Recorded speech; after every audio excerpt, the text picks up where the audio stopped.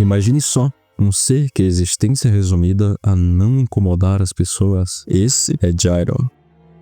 Ele cresceu na pobre e miserável cidade de Meteoro. E desde cedo ele teve que aprender a empilhar tijolos e fazer concreto. Isso antes mesmo de ser capaz de realizar qualquer tarefa básica. Ele morava em um barraco com seu pai alcoólatra, que frequentemente abusava dele pelos menores motivos, como fazer um pequeno barulho durante a noite. Então Jairo dormia sem se mexer, paralisado de medo. Ele só podia ir ao banheiro 2 vezes por dia e não podia ser tarde. A maior parte do seu dia era ficar sentado apenas em silêncio vendo seu pai beber. Essa era sua vida. Trabalhar e seguir o conselho que seu pai lhe deu. Não incomode as pessoas. Era uma existência aterrorizante e repugnante, mas não tendo conhecido nada além disso, Jairo ainda via algum valor nela. E era justo em seu pai, que mesmo tornando a vida dele o que ela era, ele nunca o expulsou de casa e cuidou dele quando estava doente uma vez. Isso era tudo o que Jairo tinha. Mas isso cai por terra quando Jairo é espancado por outro rapaz. E é obrigado a lidar com a verdade brutal de que quem cuidou dele foi um vizinho. Ele só não é expulso de casa porque traz dinheiro. Por mais que Jairo não quisesse acreditar, essa era a verdade. Seu pai não liga pra ele. Ele não liga se Jairo vive ou morre. Foi quando Jairo finalmente entendeu. O universo não se importa com ele. Ninguém se importa com ele. A única coisa que restava em sua mente era uma frase: não incomode as pessoas. Ele percebeu que essa frase se refere aos humanos, algo que ele nunca nem foi. E após essa compreensão, ele matou seu pai e descartou completamente seu lado humano. E está seguindo o único desejo de espalhar o mal no mundo inteiro. E o narrador dessa história termina afirmando que o protagonista eventualmente irá se encontrar com Jairo. É bem provável que você já tenha ouvido a história de Jairo, tendo visto Hunter x Hunter ou não, até porque esse meme existe. Finalmente entendeu. Eu conheci essa história 1 ano atrás por causa desse vídeo do canal Inferno de Dante. Um vídeo muito bom, diga-se de passagem. E esse é o personagem que pra mim representa o que é Hunter x Hunter. Jairo me pareceu um vilão que, por mais bem contada que sua história fosse, ele ainda era o estereótipo do cara mau. Sabe? Como o clássico feijão com arroz, só que bem feito. E essa foi a exata impressão que eu tive de Hunter x Hunter. Há muito tempo, quando me deparei com o anime pela primeira vez, gostei da qualidade geral, da animação e dos personagens. Ainda assim, à primeira vista, parecia mais um Battle Shonen com algumas fórmulas e tropes que eu já havia visto centenas de vezes. O clássico feijão com arroz, e não tem nada errado com isso, só não me interessava no momento. E eu tava bem enganado. E talvez essa seja parte da graça.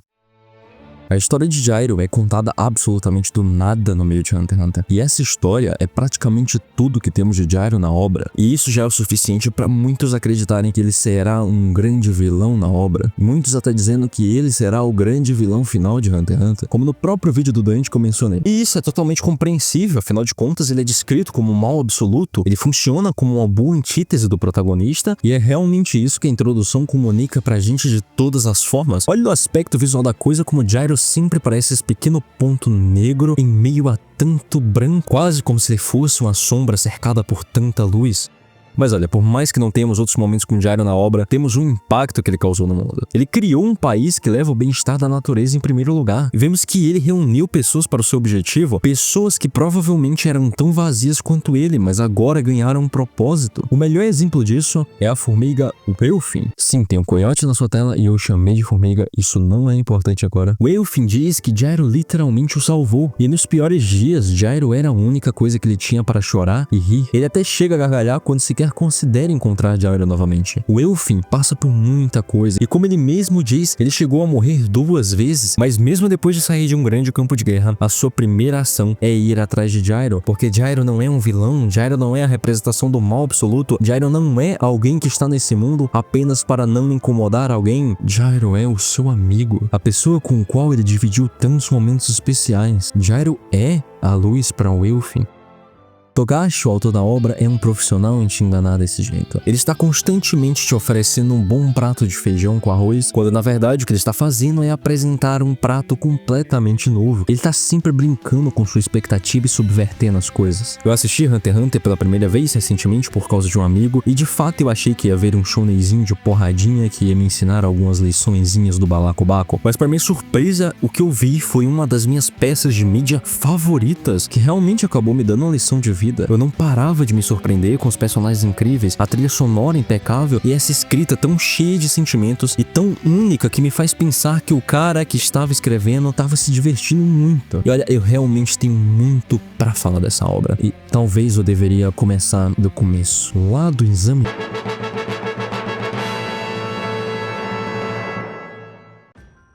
A obra começa quando Gon, nosso protagonista, pesca um Lorde do Lago, um grande peixe que não é pescado há mais de 20 anos. Ele faz isso com o intuito de ter permissão de Dona Mito, prima de seu pai, para fazer o Exame Hunter, que é um evento anual onde os candidatos devem passar por uma série de testes para se tornar um Hunter. E um dos aspectos mais importantes de qualquer anime é o seu protagonista. E aqui em Hunter x Hunter temos Gon, que é energético, exuberante e bondoso, mas acima de tudo, Gon é uma criança. Ele quer se tornar um Hunter e encontrar seu pai, Jing, porque ele acredita que ser um Hunter é a melhor coisa do mundo, já que seu pai o abandonou por isso. Gon pega um navio para ir em direção ao exame. Acontece que lá conhecemos mais dois personagens importantes, Leorio e Kurapika. Ambos são candidatos a se tornarem Hunter. Kurapika é o último membro do clã Kurta, e seu objetivo é se tornar um Hunter para conseguir caçar a trupe fantasma, um grupo de ladrões responsáveis por matar os outros membros do clã Kurta. A trupe é extremamente perigosa e até os melhores Hunters pensariam duas vezes antes de se envolver com eles, mas Kurapika diz não temer a morte. Ele teme apenas que sua ira se extinga com o tempo. Quanto a Leorio,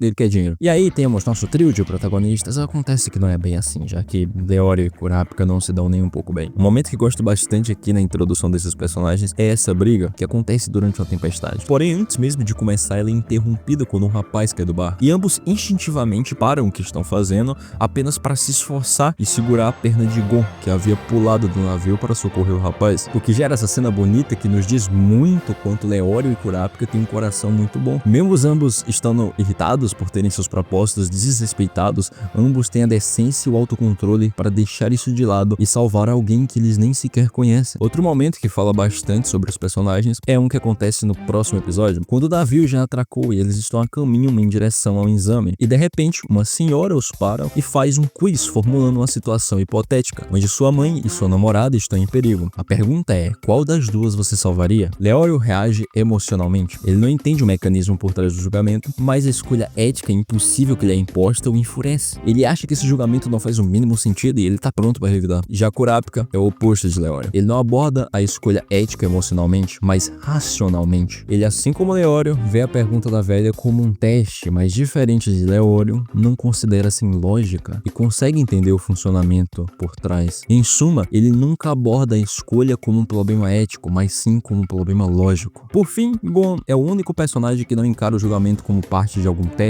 Ele apenas não consegue chegar a uma resposta. E ambos os três chegam na resposta certa, que é o silêncio. Cada um de sua própria maneira, e esse momento nos deixa claro como cada um deles é. A dinâmica deles funciona muito bem. Leorio é excelente e um bom alívio cômico. Honestamente, às vezes me pego tendo dificuldades em gostar do humor de alguns animes e mangás, mas o de Hunter x Hunter simplesmente funciona pra mim. Quanto a Kurapika, é muito sério, inteligente, centrado, além de carregar uma carga dramática maior pelo seu passado trágico, o que o faz funcionar surpreendentemente bem com Leorio. Sinto que eles dois equilibram bem o tom.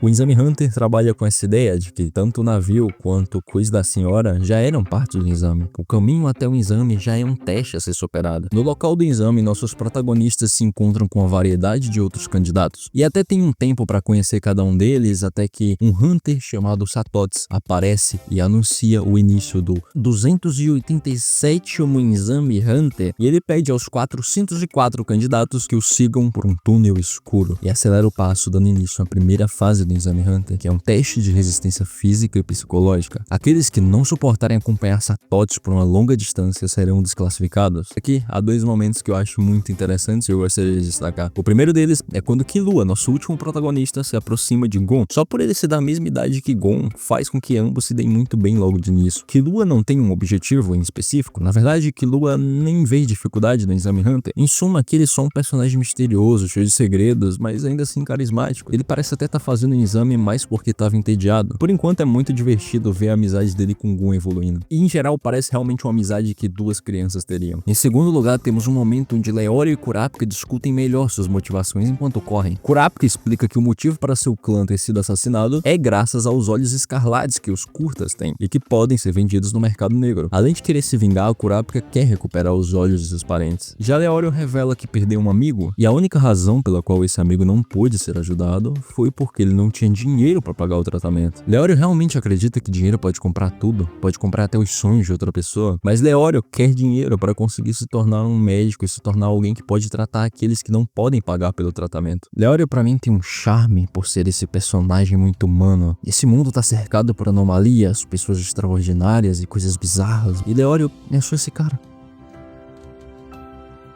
Daí em diante, um Exame Hunter sendo um Exame Hunter. A segunda fase é um desafio de culinário, um tanto quanto bobinho, mas divertido até, que inclusive nos apresenta o presidente da associação Hunter, Netero. Um velhinho sábio, mas bem bacaninha. Ele me lembra um pouco a vibe de Mestre Kami. A terceira fase, os personagens têm que trabalhar junto, apesar de ter uns conflitos meio que individuais. O que realmente me impressiona aqui no Exame Hunter em geral, e durante Hunter x Hunter, é o quão pouca luta tem, de fato. Como estamos vendo um Battle Shonen, é justamente esperar que o anime seja cheio de lutas, não que ele tenha pouquíssimas lutas e quando tenha, essas lutas sejam terminadas em um movimento. Estamos falando de um shonen clássico e até o momento mal tivemos uma luta de verdade. E isso não incomoda nem um pouco porque Togashi consegue criar conflitos bem originais e isso me fascinou bastante Hunter x Hunter em geral. Nesse meio tempo também Killua fala pra Gon que faz parte de uma família de assassinos bem misteriosa, mas isso não é muito importante agora. Indo pro quarto teste, os personagens são jogados em uma ilha e devem trabalhar sozinhos para capturar um número de um alvo em específico que foi sorteado ou apenas pegar outros 3 números aleatórios. Essa parte do exame é bem interessante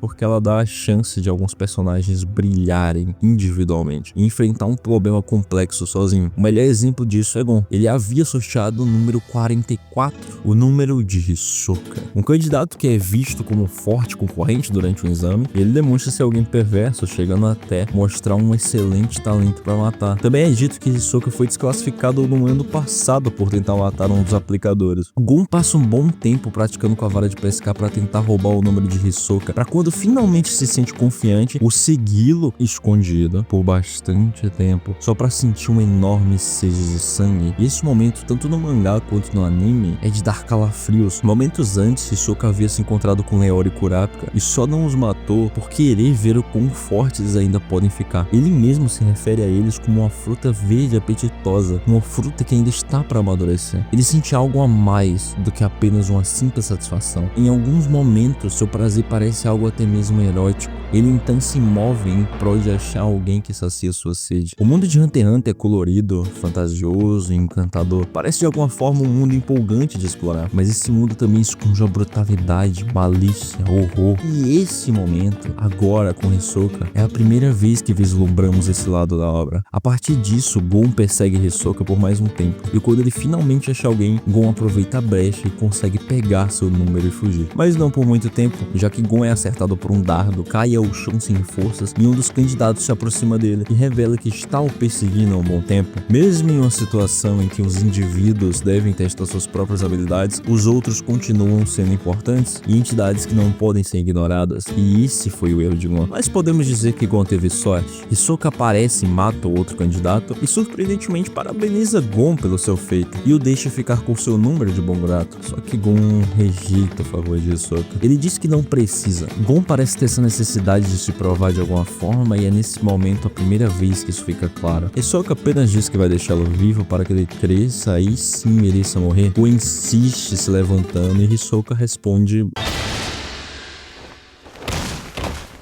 Gon até consegue o que queria, mas é completamente derrotado e se sente humilhado de alguma forma. Por fim, o quinto e último teste é um torneio de lutas clássico de Shonen, mas com a diferença de que aqueles que ganharem vão saindo do chaveamento e já podem receber suas licenças. Porém, aquele que chegar no final do chaveamento, no caso não vencer nenhuma, será desclassificado. E aqueles que foram melhor em todo o exame terão mais chances. As regras da luta são simples. Se o adversário se render, você vence. Porém, caso um dos lutadores morra, o outro pra desclassificar. Killua até fica confuso ao ver que Gon foi posto em posição melhor que ele no chaveamento. Killua é alguém que em nenhum momento passou dificuldade em todo o exame até agora. Na verdade, tudo foi tão trivial pra ele que chega a ser ridículo. Mas logo logo a gente tem a resposta porque Gon tá mais acima. A primeira luta é de Gon contra Hanzo.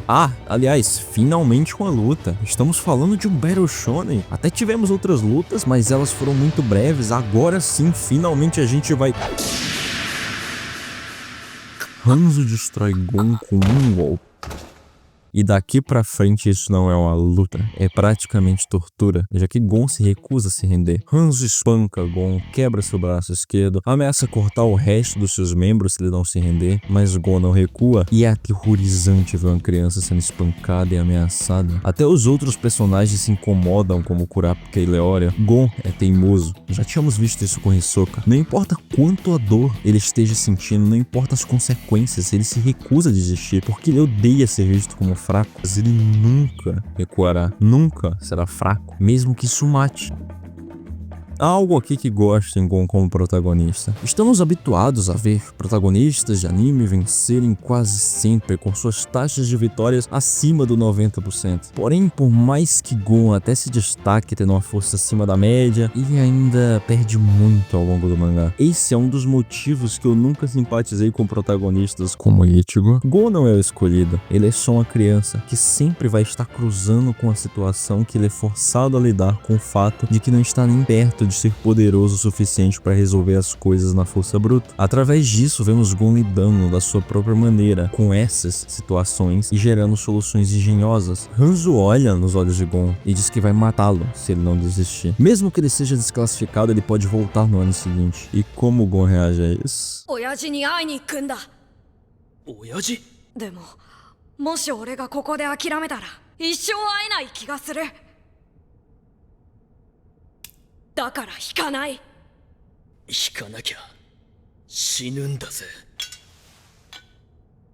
Que momento. Esse não é um torneio para ver quem é o mais forte, mas o mais determinado. Hanzo se rende por ver que Gon, apesar de ter apanhado a luta inteira, ter o braço quebrado e ser ameaçado, não guardou nenhum rancor disso. Gon até insiste em não vencer assim, mas Hanzo desmaia e pede para o juiz que dê a vitória ao garoto. Inclusive, o anime corta direto para Gon acordando e Satotsi dando a licença para ele. Já depois do torneio ter acabado e todos terem recebido suas licenças. Gon até parece querer negar sua licença, mas acaba ficando depois dos discursos de Satotsi. Mas o ponto importante aqui é a pergunta de Gon. Quem que perdeu o torneio? Quem que saiu do exame? E a resposta é meio chocante. Killua. Acontece que Killua passou praticamente pela mesma coisa que Gon. Killua descobre uma luta que um dos candidatos é seu irmão Illumi. Ele por si só emana uma aura amedrontadora que assusta Killua. Illumi insiste em dizer que Killua não é um Hunter. Não tem direito de ter paixões nem desejos. A única coisa que lhe dá prazer é matar. Killua não é um Hunter, é um assassino. E Illumi está ali para lembrar Killua disso. Killua fala que agora ele tem um desejo, ele quer algo. E o que Killua quer é ser amigo de Gon. Esse momento é quase como uma tortura psicológica que Illumi pratica em Killua. Mas no final das contas, Killua não é capaz de enfrentar Illumi porque Illumi lembra ele de um conselho. Se acha que não pode confrontar um inimigo, não enfrente. E Killua apenas desiste na luta. E a conclusão disso é que Killua invade a luta e assassina o adversário de Leório, sendo assim eliminado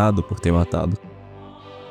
O arco do Exame Hunter apresenta os personagens e seus objetivos. O interessante é que o objetivo de cada personagem precisa da licença de Hunter para ser alcançado. E isso é interessante porque introduz a ideia que o exame não é realmente um fim, mas um meio para algo. E também é por isso que o exame tem essa conclusão nebulosa. Gon passa no exame, mas não está satisfeito consigo mesmo. O mesmo vale para Leório. E o que aconteceu entre Killua e seu irmão deixa um gosto amargo em todos os participantes. Após tudo isso, vemos até uma discussão entre os novos Hunters, onde eles se irritam mutuamente. Isso ocorre porque, no geral, muitos deles não estão felizes. Apesar de terem se tornado oficialmente Hunters, essa conclusão anticlimática é usada para transmitir o fato de que passar em um exame não é algo que possa ser usado como prova do valor de alguém. Gon passa no exame porque Hisoka lá atrás matou seu perseguidor e depois não consegue vencer Hanzo também. Leório passa graças à ajuda de seus amigos. Esse cara aqui não morre por pura sorte. No entanto, a maneira como eles passam não importa. O importante é o que farão com as as novas oportunidades que lhe foram dadas. O que uma pessoa aprende, o que ganha com o obstáculo varia, mas o importante é que ela possa usar isso para enfrentar os desafios futuros. A obra de Hunter x Hunter parece puxar muito esse lance de que a vida e o crescimento nunca terminam. É algo que tá enraizado aqui. No final das contas, Gon, Kurapika e Leori vão atrás de Killua, que retornou à casa de sua família. E eu até gostaria de encerrar esse arco aqui, mas é uma espécie de mini arco, que na verdade também é parte do Exame Hunter, que é justamente focado na família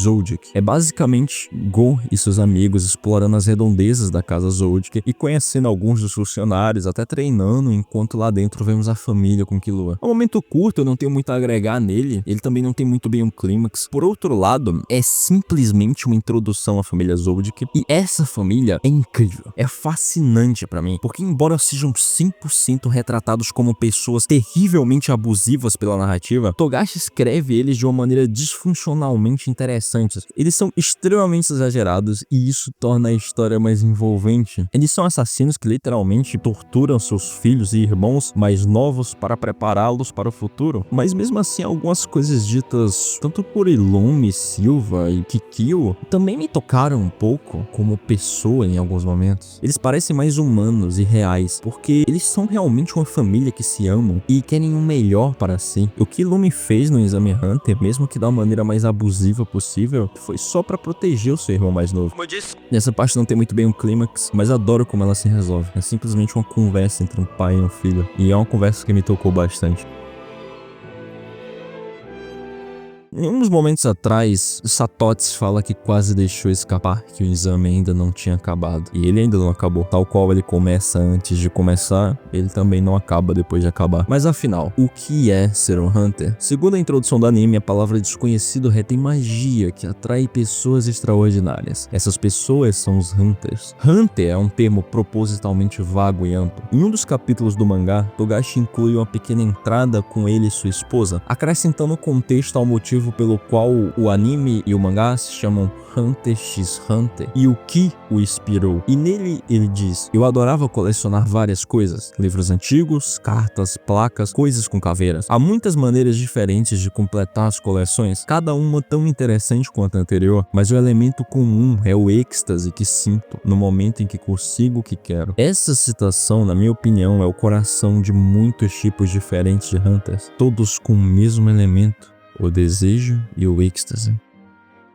Depois que estão todos reunidos, a trama volta a andar. E Gon não pretende usar sua carteira até acertar um soco a Hisoka e devolver o seu número. É aí que Kurapika revela que Hisoka estará em Yorkshire e ele tem informação sobre as aranhas, que é outra maneira de chamar a trupe, e está disposto a cedê-las para Kurapika. Lá haverá um grande leilão cheio de itens incomuns, e Kurapika até teoriza que a trupe talvez esteja lá para roubar esses itens. Então os quatro marcam de se encontrarem em Yorkshire. Leori vai estudar medicina, Kurapika vai procurar alguém que o contrate, Gon precisa ficar mais forte, então Killua sugere uma maneira de evoluírem mais rápido, um lugar que eles podem ir. E esse lugar é a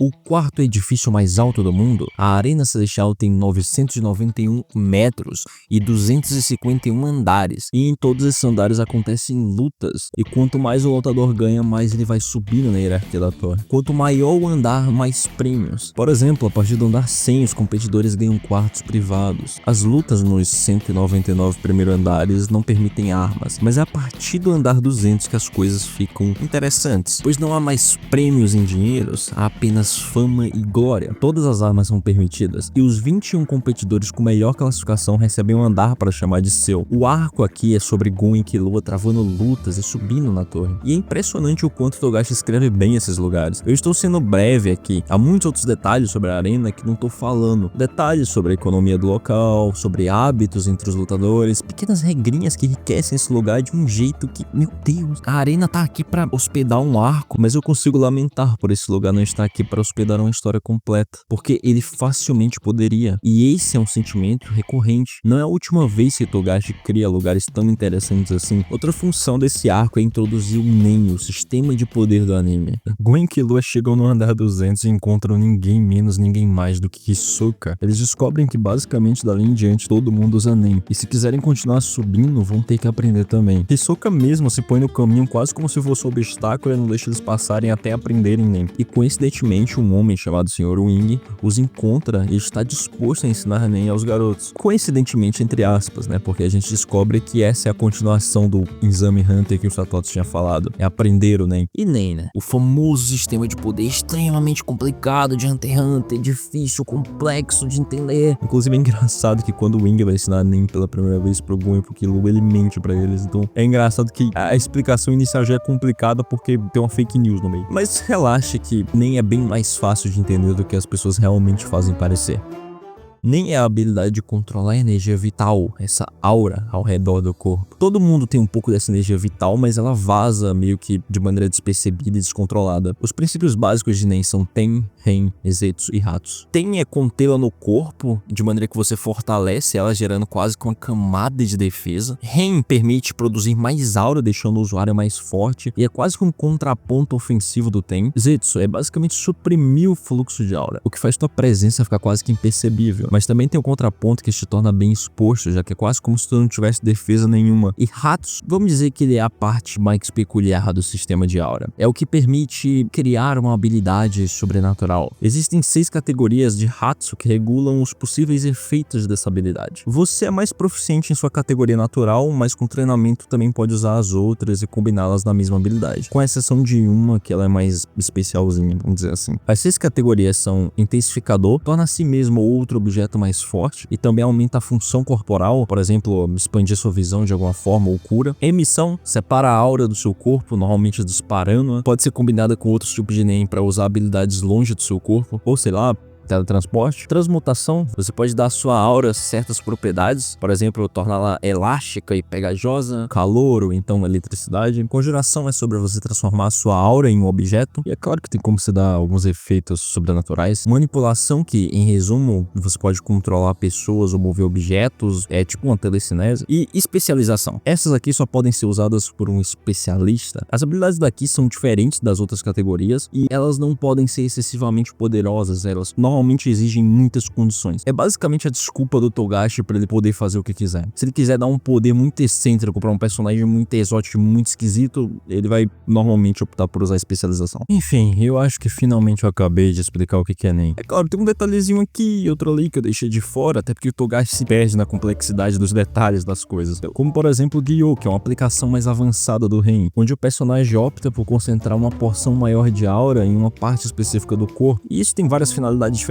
como aumentar a potência de um soco, ou então só concentrar nos olhos para conseguir ver coisas que estão ocultas por In, que é uma aplicação avançada do Zetsu, que é usada para ocultar o poderzinho dos personagens, abrindo espaço para eles criarem armadilhas ou ataques furtivos. Algo engraçado sobre Nen também é que no arco anterior, no próprio Exame Hunter, vimos Nen sendo usado diversas vezes, seja por Hisoka ou por Illumi, ou até mesmo por Gon, que um certo aumento oculta sua presença utilizando o Zetsu. E é legal ver que o mundo continuou o mesmo desde o início ali, só que ele se expandiu. Agora a gente consegue ver mais do que conseguia ver antes. Sem falar que outro ponto muito importante do Nen é que ele costuma ser uma metáfora da personalidade e da interioridade de uma pessoa. Dá pra facilmente entender muitas características de um personagem observando o seu Nen. Nen e Hatsus principalmente mostram muito sobre os personagens. Como por exemplo nesse arco a gente conhece Castro. Ele é um intensificador que escolhe investir em uma habilidade onde ele se clona. Ele usa conjuração e manipulação pra isso, que é basicamente os dois piores domínios de um intensificador. Não se aceitar faz ele basicamente em uma luta direta com Hisoka ser humilhado. Hisoka que por sinal é um transmutador e usa transmutação. Esses três aqui também são um excelente exemplo. Eles chegaram ao nível 200 e estão bem confortáveis ali. Confortáveis até demais, já que eles só querem manter as regalias. Eles não querem subir, mas também não querem descer. Então eles optam por oprimir aqueles que estão chegando no andar, como o Gon e Killua. Eles passaram por uma espécie de ritual que é comum entre os novatos do andar 200, que é basicamente tomar um puta golpe usando Nen, que faz você despertar a capacidade de usar Nen, mas normalmente tem consequências bem graves. Como por exemplo no caso desses personagens, é notável que eles perderam partes do corpo. Isso é interessante porque eles são pessoas cujo crescimento foi prejudicado. Isso também é mostrado no comportamento deles. Eles estão prontos pra fazer com os outros o que fizeram com eles. Enfim, eles não são personagens realmente tão importantes aqui, mas eu realmente acho interessante como as habilidades de Nen deles acabam se tornando algo que, em vez de enriquecer esses personagens, serve pra principalmente compensar algo que eles já perderam. Enfim, o clímax do arco chega quando o Gon finalmente vai enfrentar matar Hisoka. Só que é esse que tem um destaque interessante no arco. Esse arco, na verdade, foi o que me fez compreender melhor o personagem de Hisoka. Há uma cena onde uma nova personagem ajuda Hisoka a se recuperar depois de uma luta. Essa personagem é Mate, membro da trupe fantasma, e é nesse momento que ela relembra Hisoka que logo em breve Hisoka deve estar em Yorkshire, porque Hisoka também é membro da trupe fantasma. E ok, por si só, essa é uma revelação bem importante, mas é nesse momento que vemos a tatuagem de aranha de Hisoka, uma tatuagem que todos os membros da trupe têm com um número diferente. Hisoka não tem essa tatuagem de verdade no corpo, ela é falsa. E esse momento, por mais simples que ele seja, e esse arco como um todo, me fez entender o personagem de Hisoka melhor. Ele em si não tem nenhum grande objetivo, ele não liga pra torre, não liga pra dinheiro, não liga pra honra, não liga pras aranhas, não liga pra nada nesse mundo. A única coisa que Hisoka quer é lutar. É com isso que ele sente prazer, que ele sente satisfação. Há esses quadros aqui do mangá que literalmente representam isso. Ele sente satisfação em lutar com outro ser humano. Uma luta de verdade, uma luta até a morte. É um personagem curioso, porque por mais simples que ele seja, ele gera um caos muito grande na narrativa. E sempre que ele tá em cena, você sabe de fato o que ele quer, mas você não sabe como que ele vai tentar conseguir isso. Como vocês mesmos acabaram de ver, ele tá na trupe. E isso provavelmente é porque ele quer enfrentar alguém lá dentro da trupe, mas quem é essa pessoa? Ou e se forem todos eles, Hisoka é simplesmente maluco. Ou melhor, Hisoka é um Hunter. Ele tá seguindo o desejo dele, por mais biruta que esse desejo seja. E aproveitando que entramos nesse assunto aqui, acho que é um excelente momento para falar das habilidades de Hisoka. Uma delas é a Texture Surprise, que basicamente ele consegue fazer uma superfície plana e lisa, como papel ou tecido, ou até replicar pele em alguns momentos para esconder cicatrizes ou simular uma tatuagem. O que é curioso, porque entra nesse sentido da gente não saber nada sobre Hisoka. A gente não sabe quantos anos ele tem, a gente não sabe de onde ele veio, a gente não sabe por que ele se veste desse jeito e usa maquiagem. O que é engraçado dele ter uma habilidade como essa é que talvez tudo aquilo que a gente esteja vendo seja Texture Surprise. Mas enfim, essa ainda é uma habilidade de conjuração. A principal habilidade de Hisoka que ele usa de diversas maneiras é a Bandigan. Ele consegue transformar sua aura em algo pegajoso e elástico como um chiclete. E é uma habilidade surpreendentemente simples, mas as maneiras criativas que Hisoka utiliza fazem isso aqui se tornar uma arma muito poderosa. Ambas as habilidades de Hisoka foram inspiradas em doces que ele gostava quando criança. O que é algo interessante, já que a Bandigan tem um nome alternativo de Elastic Love, parece simbolizar bem a obsessão de Hisoka por adversários fortes. É um amor doentio e pegajoso que mistura esse conceito de luta com de desejo e prazer. E Gon aqui é um lutador forte em construção. Ele parece buscar essa excitação tanto nessa construção, mas principalmente ele anseia pelo momento que Gon finalmente se tornará forte o suficiente. E aí sim Hisoka vai sentir o prazer na destruição. O próprio mangá e anime mostram um exemplo de um castelo de cartas que está sendo construído para logo depois ser derrubado. Também é interessante como Hisoka é um homem, mas é infantil nesse sentido. Em um mundo tão complexo e vasto como o de Hunter x Hunter, ele não se importa com nada a não ser lutar com seu adversário forte. Gon, por outro lado, é uma criança que tenta amadurecer bem mais rápido. Gon tá se pondo em um dever que uma criança como ele não deveria ter que encarar. Só o fato dele ser um Hunter já demonstra isso claramente. Ele é só uma criança e já tá acostumado com o fato de ter que arriscar a própria vida várias vezes. Gon parece querer crescer rápido demais, e quando ele se vê numa situação onde ele não é forte o suficiente, ele se culpa por isso. Ele se vê como errado, mas ele é só uma criança. Talvez ele realmente não devesse ser tão forte assim a ponto de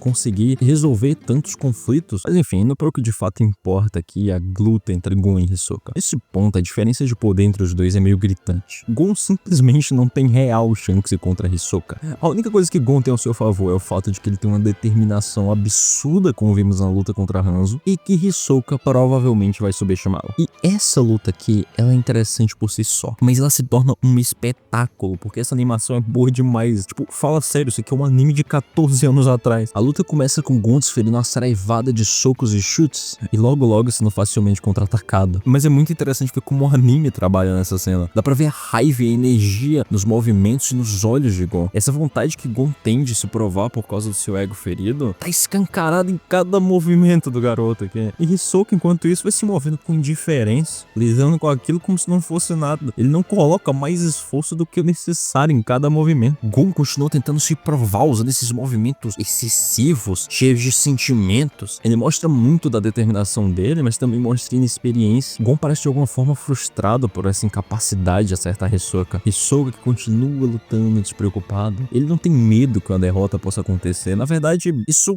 é praticamente impossível. Ele tá só se divertindo. Até que de repente...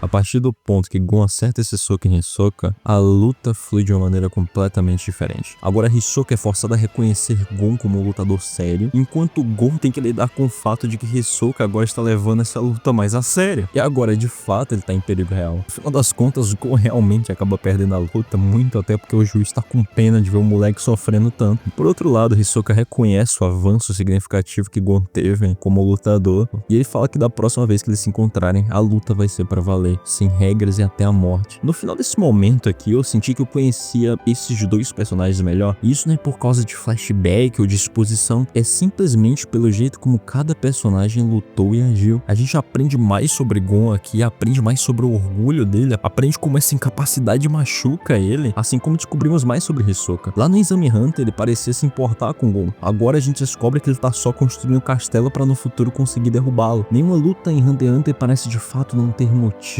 É quase certo que aqui em Hunter x Hunter não vamos ter uma luta só por ter uma luta, ela vai ter um motivo por trás, ela vai nos falar mais sobre aqueles personagens. E pra mim é assim que uma luta em um Battle Shonen deveria funcionar. É até por isso que eu recomendo fortemente, se você tá vendo esse vídeo até aqui e não viu o anime, veja. Até porque eu não vou falar de todas as lutas aqui, talvez não tenha nem compreendido 100% dos personagens em cada luta aqui. Então eu realmente recomendo que você veja o anime. Afinal, esse vídeo é só uma parcela de algo muito maior que é Hunter x Hunter. Após tudo isso, Gon junto a Killua retorna à sua antiga casa na Ilha da Baleia. E lá tem algumas cenas bem simples, mas bem fáceis de se conectar. Mas não é pro que importa. Mito dá uma caixa misteriosa a Gon que nunca foi aberta, e que Jing deixou pra ele. Após utilizar Nen, ele consegue abrir a caixa. E Gon acha outra caixa contendo uma fita, um anel e um cartão de memória. A primeira coisa que Gon e Killua fazem é colocar a fita pra tocar. E é uma gravação de Jing perguntando a Gon se ele realmente quer vê-lo, só pra depois prosseguir a fita dizendo que não quer ver Gon. Na verdade, ele tem vergonha pelo que fez e se sente egoísta por ter abandonado seu próprio filho. Então ele convida Gon a caçá-lo, se Gon realmente se tornou um Hunter. Mas ele deixa claro que fará de tudo pra fugir de Gon. A fita se autodestrói, eles passam um tempinho ali discutindo sobre o que acabou de acontecer, e após uma breve investigação ali, eles descobrem que o cartão é de um videogame, e o único save presente lá é de um jogo chamado Grid Island. Jogo esse que é incrivelmente raro e insanamente caro. Esse jogo provavelmente tá ligado a Jing de alguma forma, e provavelmente vai dar alguma pista de onde encontrá-lo, e algumas cópias serão leiloadas em Yor.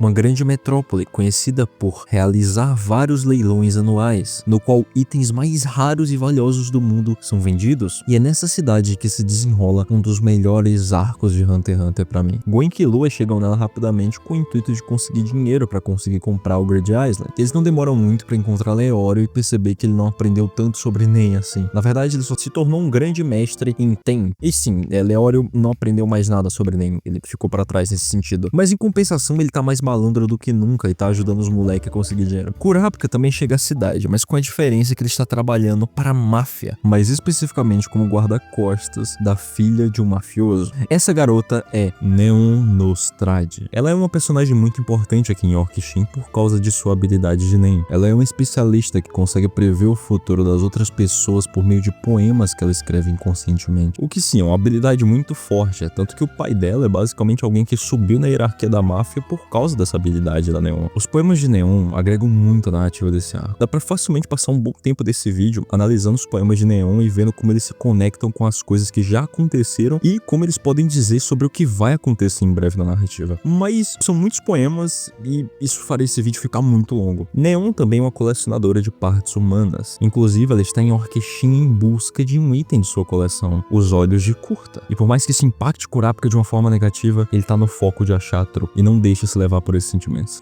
Inclusive a trupe fantasma. A gente é introduzido a eles aqui. Eles estão em Orc-Shin e planejam roubar o leilão do submundo organizado pela máfia. Esse leilão é diferente do leilão principal onde Grid Island vai estar. Hisoka também, como membro da trupe, tá presente. Só que Hisoka continua caótico como sempre. Ele não parece se importar tanto com o roubo do leilão e parece estar mais focado em gerar algum tipo de caos por algum motivo que não se sabe ainda. Já que ele tá dando informações pra Kurapika, desde os planos até as habilidades de Nen de alguns membros. E com com todas essas peças no tabuleiro, temos início ao arco de Orc-Shin, que é um dos meus arcos favoritos. Olha, sem sombra de dúvidas, eu não fui capaz de passar toda a experiência de assistir o anime até agora. Afinal, esse vídeo é apenas um gostinho disso. Mas agora, aqui, nesse momento, quando Orc-Shin inicia, isso se torna ainda mais real. Mesmo que eu quisesse muito, eu tentasse muito, seria impossível passar a experiência de assistir Orc-Shin. Eu realmente recomendo que você veja o anime e continuar o vídeo a partir daqui, talvez signifique que eu vá estragar um pouco a sua experiência. Mas se você vai continuar é porque provavelmente você não ia ver, então se você ver, talvez você fique com vontade de ver o anime no caso, né? Inclusive em adaptação para anime temos duas, uma mais antiga de 99 e outra mais recente de 2011. Eu particularmente falando gosto mais da de 2011, mas muita gente argumenta que a de 99 é sim muito boa. E eu realmente não nego, ela realmente tem seus pontos fortes. Por exemplo, aqui no arco de Orc-Shin, a temática sombria e o jeito que as coisas parecem mais pessoais lá, de certa forma, combinam muito com o arco. Mas ao mesmo tempo, eu gosto que a vibe colorida da versão de 2011 nos traz uma certa surpresa inesperada no que vemos aqui em Orc-Shin. Porque Orc-Shin é um grande ponto de virada em Hunter x Hunter. Ele muda bastante as coisas, mas eu tô me adiantando demais.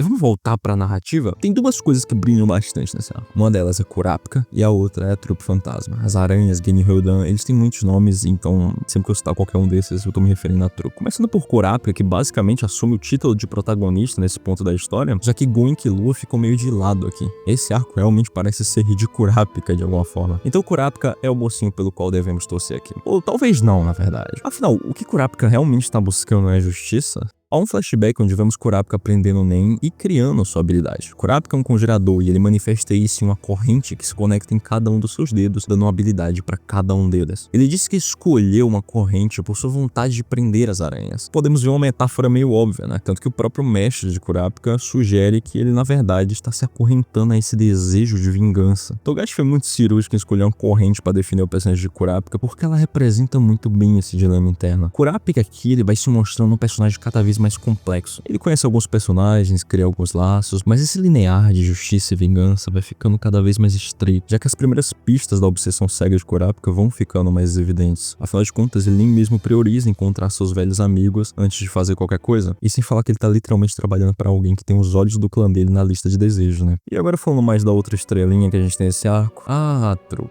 Eles já estão sendo construídos há um bom tempinho. Desde o primeiro episódio ouvimos falar da Trupe. No arco da torre também temos algumas menções, então isso aí gera meio que uma expectativa para conhecer esses personagens. E eles finalmente são introduzidos aqui em Orc-Shin. Introdução essa bem sombria, que a gente vê esse grupo de vilões discutindo sobre seus planos de roubar o leilão. E seu líder Kurolo sai da escuridão fazendo um discurso dramático, sombrio, que é bem vilanesco. E eles têm um brutamonte entre eles. Do jeito que eu tô falando, parece até que eles são meio genéricos, né? Isso é até meio proposital. Eles parecem realmente bem genéricos aqui nesse início e demora um pouco pra a trupe engatar e você entender o quão complexos eles são e quanto eles são legais, assim. Eu juro que eles são legais, eu juro. Eu prometo. Inclusive o Kurolo é muito legal, eu juro. Mas ok, vamos recomeçar. Eu acho que o excelente personagem pra começarmos a falar da trupe é o Voguei. Ele é o Brutamonte. A trupe tenta efetuar um primeiro roubo ao leilão da máfia, só que o cofre estava vazio porque um poema já tinha previsto o que ia acontecer. Eles acabam fugindo e tem a fuga interrompida pelas 10 bestas das sombras, que são 10 dos melhores homens da máfia, usuários de Nen extremamente habilidosos. Complicado isso daí, né? O Voguei massacra 4 deles como se não fossem nada. Esse personagem ama lutar, causar o caos no campo de batalha, além de valorizar a força acima de tudo. O Voguei parece um verdadeiro boss que faz aqueles que ele está enfrentando parecerem formigas, no maior estilo Radan. Isso é coisa para outro vídeo. Ele segura balas com os dentes, resiste a um míssil tranquilamente e faz as habilidades de Nen das bestas parecerem inofensivas. O Voguei é um intensificador e ele usa Nen para se tornar um verdadeiro rolo compressor imparável que limpa o campo de batalha, o que casa perfeitamente com a personalidade desse maluco. O Voguei, após matar 4 das bestas, é capturado por Kurapika, que tava de longe vendo a situação, só esperando a oportunidade perfeita. Com a ajuda de outros guarda-costas, ele consegue prender o Voguei para que a máfia interrogue. É claro que Kurapika deixa um pouco seu lado pessoal escapar e dá um soco em o Voguei. Isso é bem importante. Porque eventualmente a trupe liberta o Voguei e vão todos se reunir para replanejar o roubo. Só que o Uvo também deixa seu lado pessoal aflorar um pouco e se recusa a voltar até matar o desgraçado das correntes. E após matar muita gente, ele finalmente acha Kurapika. Ele deixa Kurapika escolher o local de sua morte. E o miserável fala isso daqui, cara. Os diálogos desse arco são um absurdo. É aí que temos o embate entre Kurapika e o Foguin. E esse momento é curioso porque te faz se perguntar como que Kurapika pode realmente vencer essa luta, já que o Foguin literalmente se provou ser um exército de um homem só, matando vários e vários soldados da máfia. Kurapika parece não ter a menor chance aqui. Acontece que da mesma forma que o Foguin transformou seu corpo em uma máquina de matar furiosa,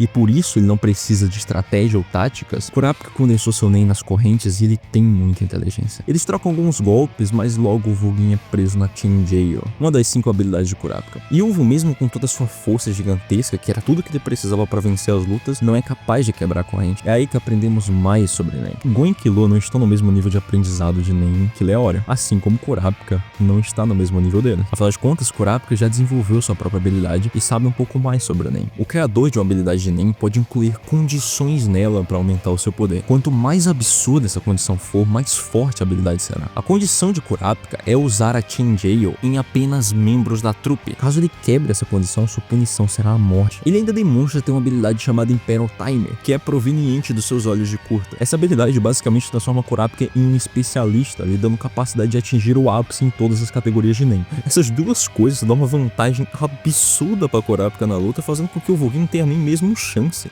O Foguin, que é sem sombra de dúvidas mais forte que Kurapika. Acontece que em Hunter x Hunter não importa se você é poderoso, as lutas não são decididas na base de quem tem mais Nen, mas sim em quem se prepara mais, se adapta mais, usa sua habilidade de maneira inteligente e explora as fraquezas de seu oponente. Isso inclusive torna muitas das lutas de Hunter x Hunter impossíveis de prever e muito divertido de apreciar também, já que sempre tem um personagem montando uma estratégia mirabolante em cima do outro e outros tentando quebrar essa estratégia mirabolante e fazer outra. Então é legal. Kurapika é alguém que tá totalmente tomado e obcecado por sua vingança. Até aqui a gente viu Kurapika se isolar dos seus aliados e se afogar nessa espiral de vingança. É até difícil torcer pra vitória do mesmo, porque ela pode ser prejudicial a ele. Sem falar que somos capazes de ver cada vez mais o lado humano de Foguin. Ele ainda certamente é um monstro em todos os sentidos, mas vimos ele ter uma relação de companheirismo verdadeiro com os outros personagens da trupe. Coisas como diálogos que realmente parecem de dois amigos conversando, ou até quando ele se despede pra ir atrás de Kurapika, ele beija um dos membros no rosto. Ver o Foguin perder dessa maneira tão injusta ainda parece reforçar isso. Kurapika até tenta tirar respostas de Foguin, mas a possibilidade de entregar seus companheiros nem passa na cabeça dele. E é aí que vemos mais uma habilidade de Kurapika, a Judgment Chain, uma corrente que entra no corpo da vítima e envolve seu coração. Kurapika então declara uma regra vinculativa que, se violada pela vítima, resulta na corrente perfurar o coração e matar a vítima. A condição que Kurapika passa ao Foguin é bem simples. Ele deve responder toda a pergunta de maneira literal, e na primeira pergunta o Foguin manda ele a merda. É um momento tão impactante porque nosso herói acaba de matar um vilão e não sentimos alegria. Na verdade, o que estamos assistindo é uma tragédia. Depois disso não resta mais nada em Kurapika a não ser um olhar vazio. A vingança não traz prazer a ele e Kurapika está brutalmente ciente disso. Mas ele só segue em frente porque admitir isso é perceber que toda a sua jornada, tudo que ele sacrificou, o motivo pelo qual ele se tornou Hunter, o motivo pelo qual ele impôs aquela condição na sua habilidade, seria tudo por nada. E a respeito de Foguin, é muito interessante ver o quanto ele se desenvolve a ponto de nós ficarmos mal com a morte dele. É muito interessante olhar em retrospecto que ele era só um brutamonte genérico. Eu sinto que Togashi gosta de nos enganar assim, usar certos tropes de narrativas pra fazer os vilões parecerem bem mais genéricos do que eles realmente são. E aí tu se surpreende com a complexidade deles. Outro personagem que eu considero bem importante pra trupe e eu gostaria de falar aqui é Nobunaga. Há uma certa dúvida sobre o que de fato Nobunaga é. Sim, ele é um membro da trupe, mas acontece que ele não tem nenhum grande subplot o envolvendo. Sua técnica de Nen parece algo bem simples e nem sequer foi revelada até então no mangá. Mas provavelmente ele é o membro da trupe que mais tem tempo de tela, tirando o Kurolo. Sempre que o passado da trupe é mostrado, ele é o último personagem antes de um painel que mostra esse passado, como se ele estivesse se lembrando disso. Ele até tem um tema próprio que é bom até. E há muitas discussões do porquê esse personagem tem tanto destaque, mas eu sinceramente acredito que é pela humanidade dele. A questão é que quando o Foguin morre, vemos todos os membros da trupe demonstrar sua dor de alguma forma, mas principalmente Nobunaga. Ele é quem literalmente chora, derrama lágrimas por estar frustrado com o que aconteceu. Ele promete se vingar do desgraçado das correntes. Nobunaga, sem sombra de dúvidas, parece ser o personagem que mais demonstra sentimentos na trupe. Vemos em vários momentos ele discutir com outros membros, discordar de ideias, às vezes só vemos ele sendo idiota. Há até um momento aqui em Yorkshin que vemos ele tentando recrutar a Gon porque ele acha que o moleque tem futuro. Pra mim, Nobunaga é o personagem perfeito pra representar esse lado da trupe, o lado que se senta e bebe cerveja, jogam cartas juntos. Não demora muito pra você começar a realmente torcer por esses caras. Eles têm uma camaradagem real, eles são esses vilões, esse grupo de ladrões, mas isso não significa que isso os invalida como personagens ou que eles vivem sem emoção. Não, e Nobunaga pra mim é o personagem que mais representa isso. Mas eu acredito que já está chegando o momento apropriado pra se falar do líder da trupe, Chrollo Lucifer, aquele que é o meu personagem favorito de Hunter x Hunter. Após a morte de Vol'gin, vemos Chrollo dizer que os planos mudaram. Após isso, vemos ele se encontrar com Neon e ter uma breve conversa com ela. Neon acredita que o luto é para os vivos e Chrollo acredita que é preciso honrar o desejo dos mortos. Rolam alguns diálogos interessantes aqui e ali, inclusive Neon lê o poema de Chrollo, que confirma pra ele que o Vol'gin de fato está morto. E esse é o momento onde vemos de fato se desbancar aquela visão do vilão frio e calculista que Chrollo era. E vemos a dor e o sofrimento de Chrollo. E Togashi representa isso muito bem através da arte. Olha como nesses dois momentos eles parecem personagens bem diferentes. Ou melhor, olha essas imagens aqui também. Esses são todos os momentos de Yorkshin. Chrollo parece ser alguém que tenta se aproximar dos outros, mas ao mesmo tempo tenta manter distância. Ele realmente parece sentir a perda dos seus aliados de um jeito profundo. Não são meros subordinados, são pessoas pelas quais Chrollo realmente se importa. A ideia da trupe surgiu na cidade de Meteora, uma cidade que é um lixão, onde tudo que é descartado e rejeitado é jogado lá. O lema da cidade de Meteora é: não rejeitamos nada, mas não tire nada de nós. E Chrollo aplica esse lema na trupe. Ele aceita qualquer coisa contanto que não tirem nada dele. Afinal de contas, o cara aceitou até mesmo Hisoka. Algo que também combina muito com esse lema é a própria habilidade de Chrollo, o Skill Hunter, e que ele usa aqui pela primeira vez. Ele é um especialista e consegue roubar as habilidades de outros personagens e colocá-las em seu livro, conseguindo assim usá-las enquanto estiver com a página da habilidade aberta. É claro que ele tem que cumprir umas condições absurdas para isso, mas a habilidade fica lá para sempre, a menos que o antigo usuário da habilidade morra. Chrollo é um personagem difícil de articular sobre, ele é bem complexo. O que a habilidade de Chrollo pode representar? Não sei,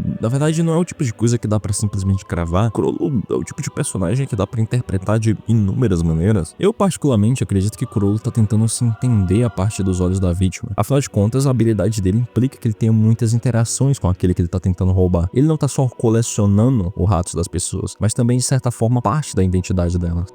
Após roubar a habilidade de Neon, ele segue com seu plano. É aí que vemos uma das cenas mais impactantes de Yorkshin em geral e uma das mais icônicas de Hunter x Hunter na minha concepção. Lacrimosas de Mozart começa a tocar, e esse é um momento que te faz sentir arrepios na espinha, porque vemos os membros da trupe fantasma massacrando a máfia de maneira impiedosa, cada um de seu próprio jeito, enquanto Chrollo está orquestrando tudo de um topo de um prédio, enquanto ele diz: Uvo-san, você consegue nos ouvir? Estamos tocando um Requiem pra você. É um momento simplesmente icônico pra caralho. E nem podemos compreender o verdadeiro simbolismo por trás desse momento, já que isso acontece por volta do capítulo 97 no mangá, e só entendemos o verdadeiro significado disso aqui lá pro capítulo 396, já que lá vemos um pouco do passado da trupe, e vemos o Vol'gin falar para Chrollo, no sentido mais teatral da coisa, que quer se apresentar em todos os lugares como um vilão e se tornar o maior vilão do mundo. E aparentemente esse sonho de Vol'gin sempre continuou, mesmo que o contexto tenha mudado um pouco. O Vol'gin se tornou a estrela da trupe fantasma, o vilão que se apresentou em diversos lugares do mundo. Ele conseguiu realizar o seu desejo junto com a trupe, e seu Requiem é uma despedida disso. Não é algo só de Chrollo, mas é da trupe em geral. Isso não é apenas uma homenagem ao homem que o Vol'gin foi, é um bis, onde todos personificam quem o Vol'gin era, uma última performance do maior vilão do mundo.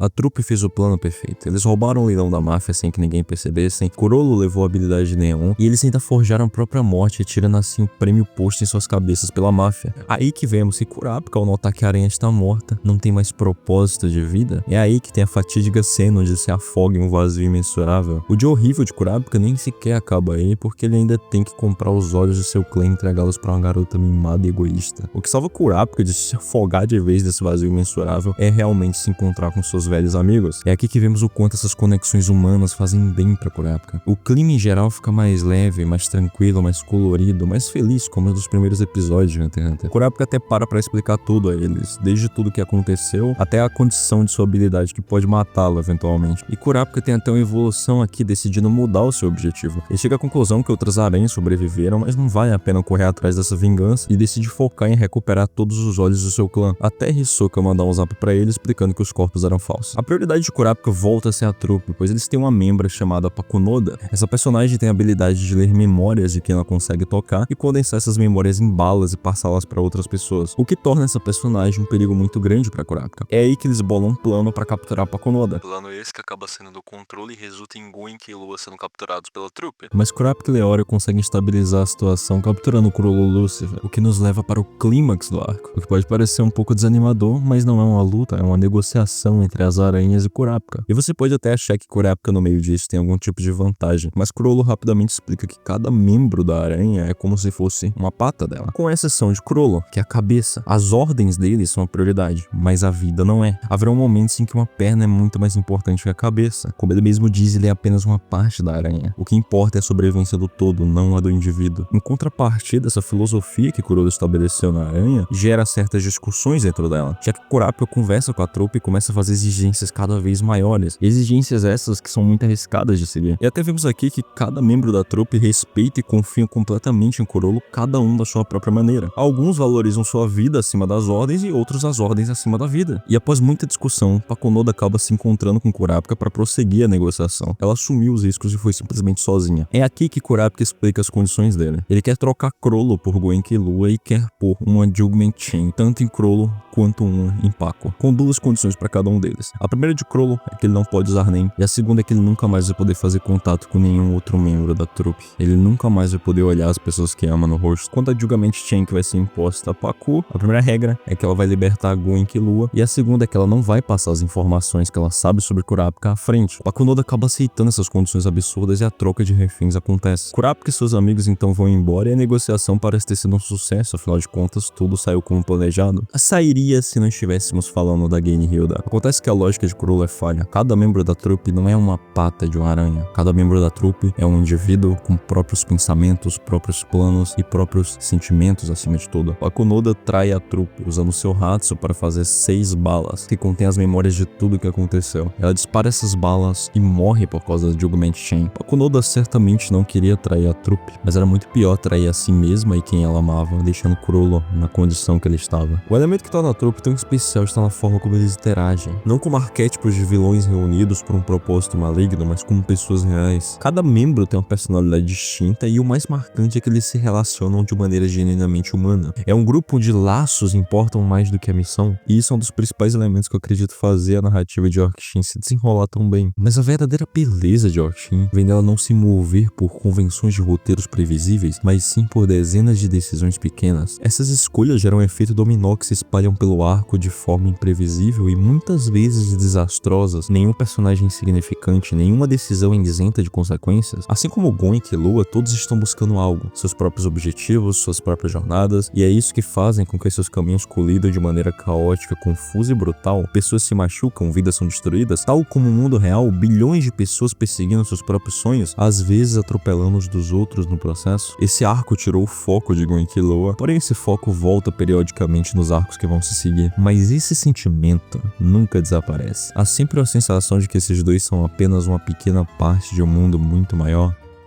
Nossos protagonistas acabam se separando novamente porque Kurapika tem seu mais novo objetivo e Leório ainda tem que se tornar um médico, então voltamos à nossa velha dupla de Gon e Lua. Grid Island finalmente é leiloado e Gon e Lua não conseguem comprá-lo mesmo com todo o dinheiro que eles arrecadaram, porque tem um milionário comprando todas as cópias do jogo. Eles acabam dando o próprio jeito de entrar a serviço do bilionário no jogo, é então que Gon e Lua entram para desbravar o mundo de Grid.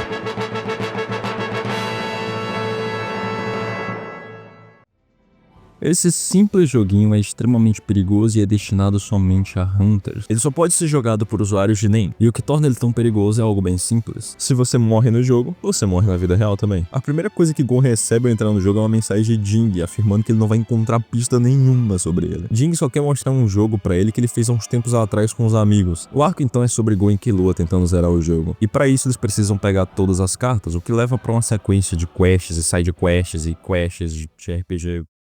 Eu já falei que eles fazem quest. Logo eles acabam encontrando Biscuit, que é uma garotinha que, por mais que tenha essa aparência, é uma caçadora de 40 anos, extremamente experiente em NEM e antiga mentora de Wing, aquele que ensinou NEM a Gon e Killua. Esse arco é basicamente um Isekai com Gon e Killua desbravando esse novo mundo, que tem um conjunto de regras completamente novo. Sim, além de eles terem que lidar com a complexidade do NEM, eles ainda têm que lidar com todo um sistema de JRPG mesclado com card game, que é surpreendentemente bem detalhado. O que esperar de um fã de Dragon Quest? Há muita discussão sobre esse arco ser chato, e os maiores motivos pra isso é que ele supostamente não agrega muito, já que é sobre Gon e Killua pegando colecionáveis em um jogo, e o outro motivo é que o vilão é paia.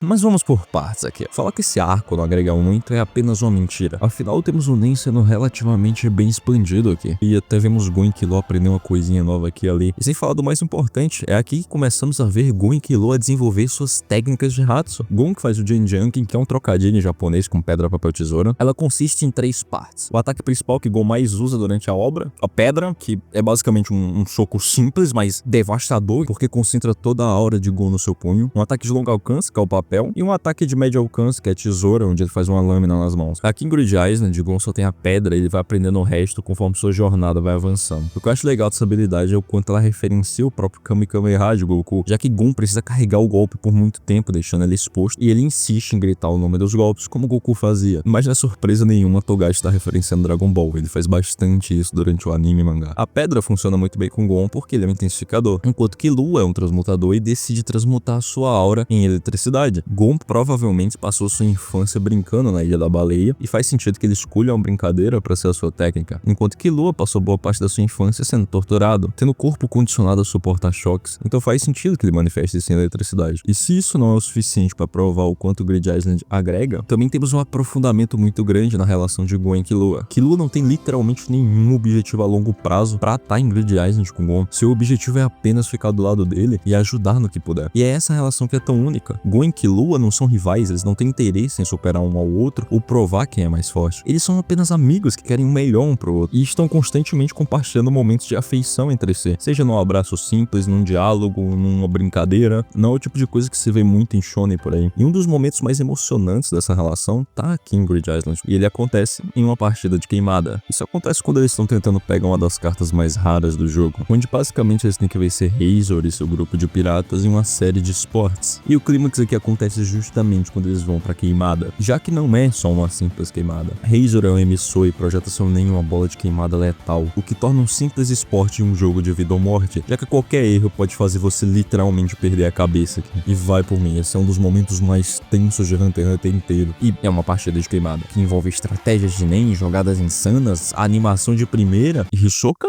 Pois é, ele tá aqui por um motivo. Hisoka fez tudo o que fez em Orcheshin porque ele queria enfrentar Chrollo Lucifer. O problema é que depois do que Kurapika fez com Chrollo, não tem mais graça de lutar contra ele. Hisoka tá aqui com o objetivo de achar um exorcista de NEM pra tirar a corrente do coração de Chrollo e poder ter uma boa luta com ele. Inclusive tem os momentinhos onde ele trabalha com a trupe. Sim, a trupe tá nesse arco, mas não é nada tão importante assim. O ponto é que nossos protagonistas precisavam de gente o suficiente pra fazer todos esses esportes. Eles acabaram topando com Hisoka e de repente pareceu uma boa ideia chamá-lo pro time. É uma aliança muito improvável que só deixa essa partida mais legal ainda. A cena que eu gostaria de falar aqui é quando Killua, sem proteção alguma nas mãos, segura a bola pra que Gon saque ela. É claro, sacar usando o máximo de NEM que ele consegue num golpe destrutivo com pedra. Killua não quer que Gon se segure, então ele começa a esconder os ferimentos. E isso é algo meio comum na relação de Gon e Killua. Vemos Killua sacrificando tudo que pode por Gon várias e várias vezes, mas em determinado momento é revelado que Gon sabia o tempo todo o que estava acontecendo com as mãos de Killua. E nesse momento ele fala que só pode usar seu NEM ao máximo por confiar o bastante em Killua. Só ele e Gon têm essa relação. Ele é especial. E vimos a emoção no rosto de Killua de quem ouviu seu melhor amigo lhe dar tanto valor.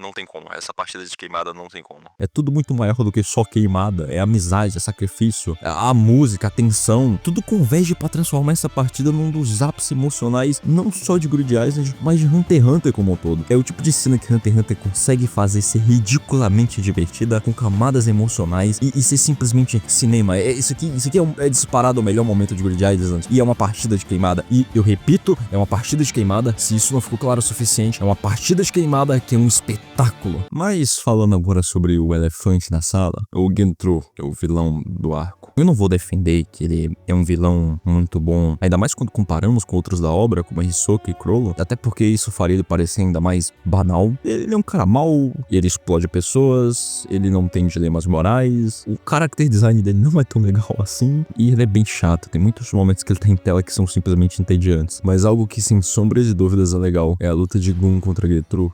Não é o tipo de luta grandiosa que tem um confronto de ideologias por trás. Não. É só um confronto bem direto. E ele consegue ser bem divertido. E mesmo sendo um combate tão direto, ainda aprendemos mais sobre Gon. Já que aqui ele tinha feito um plano junto a Biscuit e a Killua. Plano esse que ele simplesmente abandona. Tudo pra simplesmente vencer do jeito dele. Ele faz a mesma coisa na partida de queimada. Eles podiam fazer uma estratégia nas habilidades de todos lá pra simplesmente vencer Razor. Mas não, ele quer vencer Razor do jeito dele, no seu próprio jogo e com espécime de honra envolvida. O ponto é que tanto na luta contra Razor quanto na luta contra Gentru, ele não tá somente arriscando a própria vida, ele tá arriscando a vida daqueles que são próximos a ele. Gon não tá levando em consideração nada disso. Ele é egoísta pra caralho aqui. Há um momento onde ele simplesmente deixa Gentru explodir seus próprios braços só pra conseguir acertar um chute, algo que não é nem um pouco racional, mas Gon sempre foi isso. Teimoso, impulsivo, feroz, egoísta. Gentru não é nenhum vilão complexo, ele é no máximo um obstáculo poderoso. Isso não impede de termos uma grande luta no final. Claro que o jogo de queimada ainda é melhor, mas essa luta tá aprovada também. Eu espero que falando da amizade de Gon e Killua, da partida de queimada e dessa luta, eu tenha mostrado pra você que Grid Island é um excelente arco, sim, e um bom arco de Hunter x Hunter. Na verdade, eu não espero isso. Eu acho o Grid Island meio chato, eu inclusive dormi em alguns episódios algumas vezes. O Gentru, em todos os outros momentos que ele aparece, ele é desnecessariamente chato. Ainda assim, eu amo essas coisas que eu acabei de falar. Pra mim, Grid Island é o pior arco de Hunter x Hunter porque eu acho que muitas vezes ele é só tedioso. Às vezes só estamos tendo aula de Nen, às vezes estamos vendo o Gentru ser mal, às vezes tem uma coisinha legal e às vezes a gente tá vendo eles fazerem quest. E tudo bem, isso pode ser legal pra você. Se alguém prefere Grid Island ao invés do arco de Chimera Ants, isso não significa que a pessoa está errada. Uma das coisas mais legais em analisar uma mídia como arte é a capacidade dela de ressoar de formas diferentes com pessoas diferentes. Eu me conectei muito com o personagem de Chrollo Luffy e todo o arco sombrio de Kurapika em Orchim, mas você pode facilmente se divertir horrores com Grid Island e preferir a leveza daqui. Obras de artes não são equações matemáticas, não há uma resposta única e definitiva para esse tipo de coisa. Em outras palavras, eu poderia facilmente afirmar que não existe um arco melhor, existe apenas aquele arco que você gosta mais. No final do dia, eu ainda gosto de Grid Island. Eu até acho que ao invés de elencá-lo como o pior arco, Eu elencaria como menos melhor. após Gon vencer Gentru, ele completa sua coleção de cartas e vence o jogo. Sua recompensa é levar 3 cartas para o mundo real. Real, entre aspas, já que Grid Island meio que se passa no mundo real. Porém, essas cartas devem ser de um tipo específico. Gon escolhe as 3 cartas e usa uns efeitos correntes malucos pra dar a carta que Biscuit queria e ainda conseguir pegar a carta de outro tipo que ele nem podia pegar. Parece meio idiota falando assim, mas tem um sentido, eu só tô com preguiça de explicar. A última carta que sobra na mão de Gon é uma que o teletransporta para outro jogador, que ele tenha encontrado em algum momento. Acontece que na lista de jogadores que Gon topou, tinha um tal de Ning, que é um anagrama pra Jing. Gon e Killua então se despedem de Biscuit e usam a carta. Mas para surpresa de nossos protagonistas, quem usou o nome Nig foi Kaito, um hunter experiente, discípulo de Jing e que salvou Gon há muito tempo atrás. Eles conversam e tem momentos legais relembrando o passado, um momentinho fofo na fogueira e acabam por decidir viajar junto a Kaito, já que ele tá fazendo uma espécie de pesquisa ecológica, o que daria uma excelente oportunidade para aprender. E realmente eles aprendem. Kaito tem um grupo com eles, a gente vê ceninhas legais aqui e ali, até eles acharem a perna de um inseto extremamente perigoso. Esse inseto é uma química.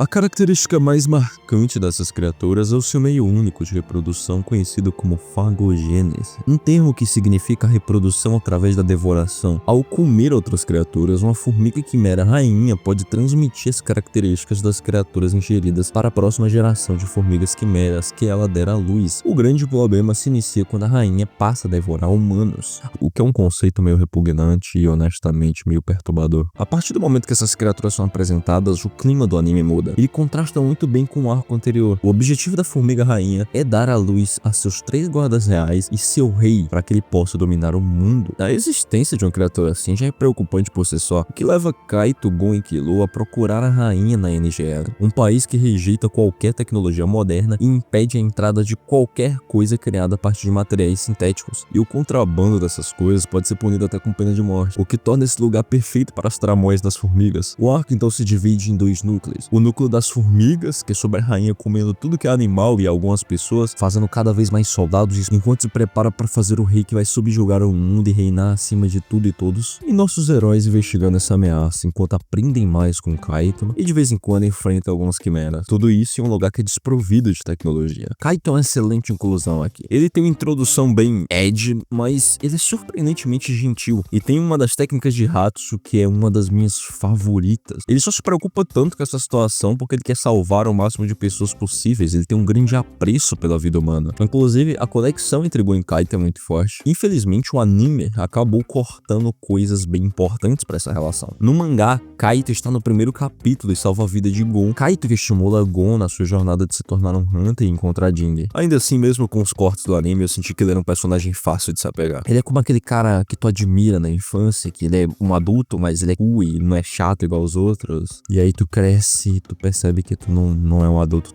tão legal quanto aquele cara. Pouquíssimo tempo atrás eu falei que a história desse arco é dividida em 2 núcleos. Pois é, eu tava mentindo. Na verdade, ele se divide pra cada formiga. E pra exemplificar isso, eu gostaria de falar de Hamote. À primeira vista, ele é um personagem bem unidimensional, que não vai muito além de um coelho, um malvado. Não é necessariamente o tipo de personagem que exige uma profundidade da narrativa ou um desenvolvimento emocional. Mas, após ele ter uma luta com Gon e Killua, algo muda nele. Ele se torna a primeira formiga quimera a despertar o Nen. Hamote já tinha desejos além de cumprir as ordens da rainha. Desejo esse que ele não podia fazer muito. Afinal, ele é apenas uma peça entre muitas outras no exército das formigas. Mas é aí que o Nen abre portas para ele realizar seus desejos, incluindo confrontar a hierarquia das formigas e se tornar o topo dela. Afinal de contas, agora ele é o mais forte. Ele passa a desenvolver seus próprios desejos, medos e senso de identidade. Hamote tinha que confrontar a realidade brutal de que ele era algo muito pequeno e um mundo muito maior, vasto e implacável. Mas agora ele é capaz de olhar para frente com seu próprio ego. Mas é quando ele se depara com Neferpitou, um membro da Guarda Real, que seu ego é esmagado. Mesmo Hamote sendo a primeira formiga a despertar Nen, ele nota a diferença abismal entre ele e alguém da Guarda Real. As formigas da Guarda Real são naturalmente mais fortes e já nascem com Nen. É um momento que beira o cômico. Hamote é forçado a reconhecer que nunca será e jamais poderia ter sido rei. Ele é obrigado a abandonar os seus sonhos e aceitar o seu lugar como um subordinado. Ele dá um passo para trás e aceita o seu lugar na hierarquia das formigas, ficando feliz de poder servir alguém como Pitou. E isso é um pequeno arco de personagem, porém um arco de personagem realmente significativo. Esse maldito coelho tem mais construção narrativa que boa parte do elenco de Bleach. Calma, narrativando, solta minha família, é apenas uma piada que não representa necessariamente minha opinião. As quimeras passam a se desenvolver a algo além de pequenos minions com características. Cada formiguinha passa a ter desejos e personalidades próprias. Togashi não se contenta em nos mostrar isso através de um character design único. Ele dá literalmente um arco de personagem para cada um, assim como fez com Hamote. E tem muita formiga, o que me leva a crer que Togashi estava com muito tempo livre e muitos pensamentos intrusivos. É simplesmente interessante ver esses seres não humanos aprendendo sobre si mesmos e tudo que os cercam, desde aprenderem um conceito de nome próprio e até o Nen. Alguns até passam a se lembrar de memórias de humanos que foram comidos pela rainha, o que fazem as formigas serem até algum tipo de reencarnação dessas pessoas. Quanto a Pitou, ela é a primeira dos 3 membros da Guarda Real, aqueles que são o ápice da raça. E a cena com Hamote serve muito bem ao propósito de demonstrar o nível da ameaça, mas ela não é o suficiente, porque assim que nossos heróis chegam à base das formigas, Pitou ataca eles e arranca o braço de Kaito em questão de segundos, com apenas um único ataque. Kaito desesperadamente pede para que os garotos fujam, e eu gosto de como nessa cena dá pra ver a diferença da natureza tão distinta entre Gon e Killua. Gon se entrega completamente à raiva e tá pronto pra lutar, enquanto Killua desmaia pra colocá-lo nas costas e fugir pra um lugar seguro. Kaito então fica pra trás com a intenção de segurar Pitou. Sentimos na pele a impotência de Killua ao enfrentar a dura realidade de que eles não conseguem proteger alguém próximo. Enquanto ele corre, ele vai percebendo quão ingênuos eles foram de achar que estavam no nível dessa situação. Ele corre tanto que retorna à entrada da NGL e se encontra com o próprio presidente Netero, acompanhado por 2 Hunters, Morel e K9, o que é uma prova bem significativa de que o problema das formigas está se tornando grande demais. Killua, amedrontado, descreve o quão Pitou era forte, como o Nen que emanava dela era assustador, e K9 diz que é comum as pessoas subestimarem o que não conhecem. Morel, por sua vez, diz que não tem essa de mais forte uma luta de Nen. Qualquer vacilo pode te matar, tudo é incerto, inclusive a vitória, e é justamente por isso que você deve lutar com a certeza de que vai vencer. Guardem as palavras desses dois. E é aí que Netero diz a eles que se eles quiserem ajudar, devem enfrentar os 2 alunos de Morel. A dupla que perder nem deve vir. Como o velho diz, eles não precisam de fracos. Um tempo depois, o Gon desperta afirmando com todo otimismo de que Kaito deve estar vivo. Kaito é um Hunter experiente, ele provavelmente tinha um plano. Ele tem certeza de que Kaito sobreviveu, nem que ele esteja escondido em algum lugar. Então Gon diz que ele tá determinado a ganhar mais força para retornar e resgatar Kaito. Puta merda, Gon. Antes mesmo de começar a assistir Hunter x Hunter, eu já tinha ouvido falar bastante sobre esse arco. Eu sabia que muitas pessoas consideravam ele o melhor arco de shonen já feito, o que é um exagero, afinal existem muitos shonens com muitos arcos, e ninguém viu todos, mas só pelo fato de ter um número significativo de pessoas considerando isso, já me despertava um certo interesse. E outra coisa que eu sabia é que ele tinha um tom mais sombrio. Naturalmente eu fui tendo uma expectativa mais alta, especialmente porque eu sempre tive atração por narrativas mais sombrias, e Hunter x Hunter já tinha mostrado até aqui que sabia abordar esse tipo de tema. Qualquer adolescente com um bloco de notas e um pouco de tempo livre consegue escrever algo sombrio, mas o que realmente importa é como isso é feito e qual a intenção por trás desse tom, o que o autor tá tentando provocar, o que ele tá tentando trabalhar com isso, e que meramente aqui no início não só atingiu minhas expectativas, mas as superou completamente. Eu já tava obcecado por descobrir o destino de cada personagem, de cada quimera, de cada Hunter. O arco, ele realmente não tem esse tom sombrio à toa. Ele faz tudo isso com propósito, com peso emocional e profundidade. O anime nos engana com essa falsa esperança clássica de shonen pra simplesmente finalizar o episódio com Kaito morto. É uma quebra de expectativa muito grande na nossa cara. E é aqui onde Gon e Killua vão tentar ficar mais fortes pra desafiar os alunos de Morel. É um momento meio discutível, já que ele meio que dá uma pausa pra abordar um mini arco de treino. Até temos Biscuit de volta aqui, mas é uma personagem que é introduzida nesse momento e roubou muito minha brisa,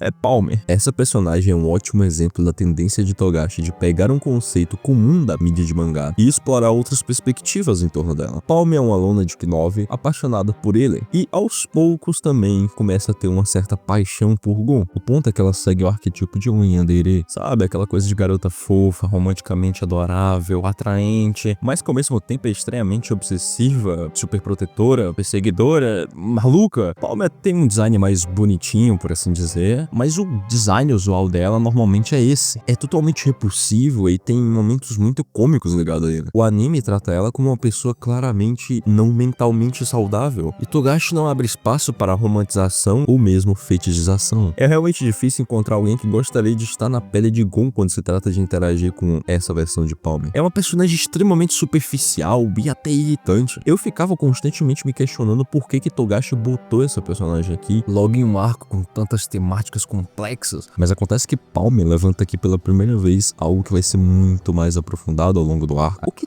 torna alguém humano? A gente gosta de classificar algumas coisas como humanas e não humanas. Eu mesmo, ao longo do vídeo, para elogiar o excelente trabalho de Togashi, defini personagens como humanos, mas esse é apenas um conceito arbitrário. Ele não quer dizer realmente nada. E eu sinto que é isso que Togashi está começando a nos mostrar aqui. O que chamamos de desumano, na verdade, faz parte da humanidade como um todo. Pô, agora me veio a questão na cabeça, eu deveria parar de definir alguns personagens como humanos, porque isso no final do dia não quer dizer nada. parando pra pensar assim, mas...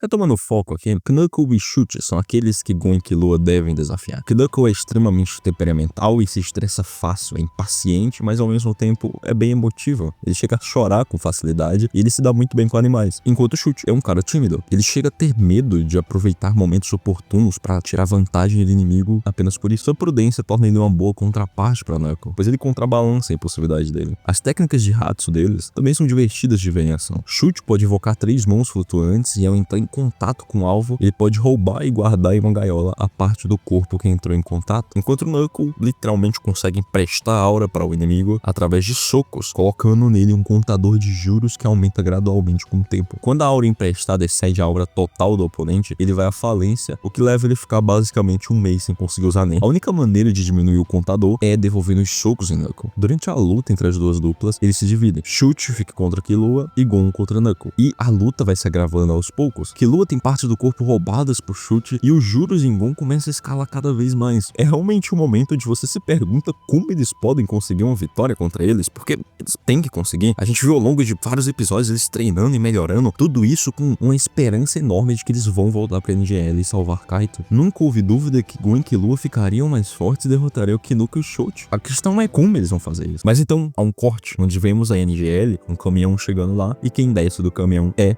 Knuckle e Chute, acompanhado por Gon e Killua. E vemos Gon com lágrimas nos olhos, implorando para que eles salvem Kaito. Eles simplesmente perderam. Não houve volta por cima, não houve vitória. Todos os frutos do treinamento que a gente viu por vários episódios não deram em nada. Eles foram completamente derrotados. Não vemos o resto da luta porque não precisamos ver. A conclusão é óbvia, mas essa maldita esperança nos engana aqui. E é de partir o coração ver Gon desabando em lágrimas e amaldiçoando sua própria fraqueza.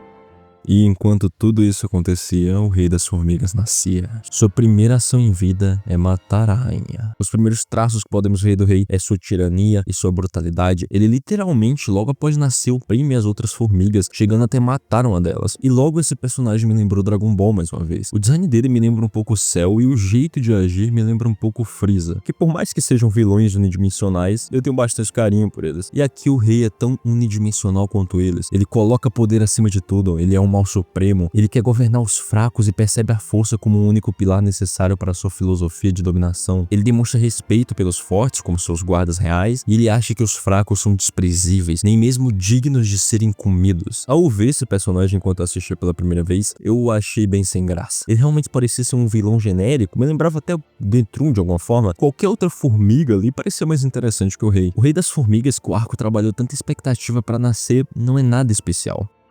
Ele então se muda da base das formigas para um grande palácio na Coreia do Norte, o que causa uma certa ruptura na sociedade das formigas, fazendo com que algumas delas sigam seus próprios caminhos e abandonem essa causa de servir o rei acima de tudo e vão atrás de tornarem os reis de seus próprios impérios. E alguns outros até passam a cooperar com a humanidade. Ao rei chegar no palácio, vemos um pouco mais de sua crueldade. Ele trata os humanos como nada mais que gado. Afinal, são seres que estão abaixo dele e servem como alimento. Em algum momento ele fica entediado e decide jogar os jogos humanos, vencendo diversos dos melhores jogadores em seus jogos até conhecer Komugi, uma garota frágil, fraca e doente que por acaso é a melhor jogadora de Gung do mundo. E basicamente Gung é um jogo fictício do mundo de Hunter x Hunter com regras bem complexas que basicamente torna isso aqui o xadrez 3. Quando eu falo que as regras são complexas, são realmente complexas, a ponto de um grupo de fãs da obra realmente analisar os episódios e os capítulos do mangá, estudando as regras e as peças do jogo só para trazer esse conjunto de regras do Gung para a vida real, o que é simplesmente incrível. Fizeram até um site disso. E olha aqui, eu fiquei 40 minutos jogando Gung com meu mano. Enfim, retomando o foco, Komugi se torna um obstáculo que o rei não consegue vencer. Não importa o que ele faça, não importa quantas vezes ele jogue, ele não consegue vencê-lo no Gung. O que é um grande choque, já que o rei tem esse direito por nascimento, é a lei natural das coisas. Ele é o ser mais forte que existe, mas ele é superado por uma das criaturas mais fracas entre nós, humanos. E conforme ele vai jogando Gung cada vez mais, por meio de cada derrota, vemos o personagem do rei começar a se questionar segmentos de sua filosofia. Perguntas como: sou um rei? Por que eu não consigo vencer? Poder físico é necessariamente o único poder? E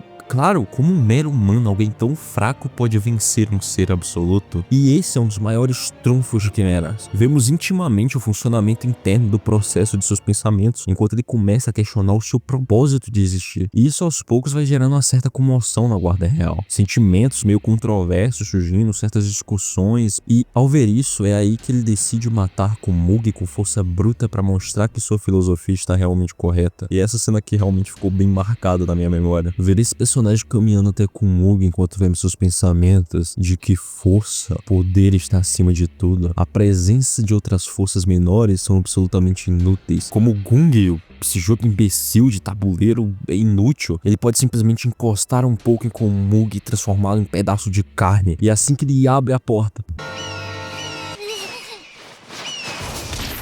e vemos então a humanidade triunfar sobre o animal. Komugi chama o rei da pessoa mais legal que ela já conheceu. Esse tirano, um animal que brutalmente matou crianças, mulheres e homens, pode ao mesmo tempo exibir a qualidade da compaixão. Há muitas citações populares desse personagem, mas pra mim, um dos momentos mais marcantes dele é quando o rei passa a perceber que a importância de Komugi é maior pra ele do que um simples obstáculo, mesmo sem entender totalmente o que isso significa. As poucas e valiosas interações que ele vai tendo com Komugi vão enriquecendo bastante o seu arco de personagem. É simplesmente brilhante como o arco de personagem do rei completamente ligado com o arco de Quimera Ants de maneiras fundamentais. Uma outra questão que passa a assolar o rei é qual é o seu nome, já que rei é só um título.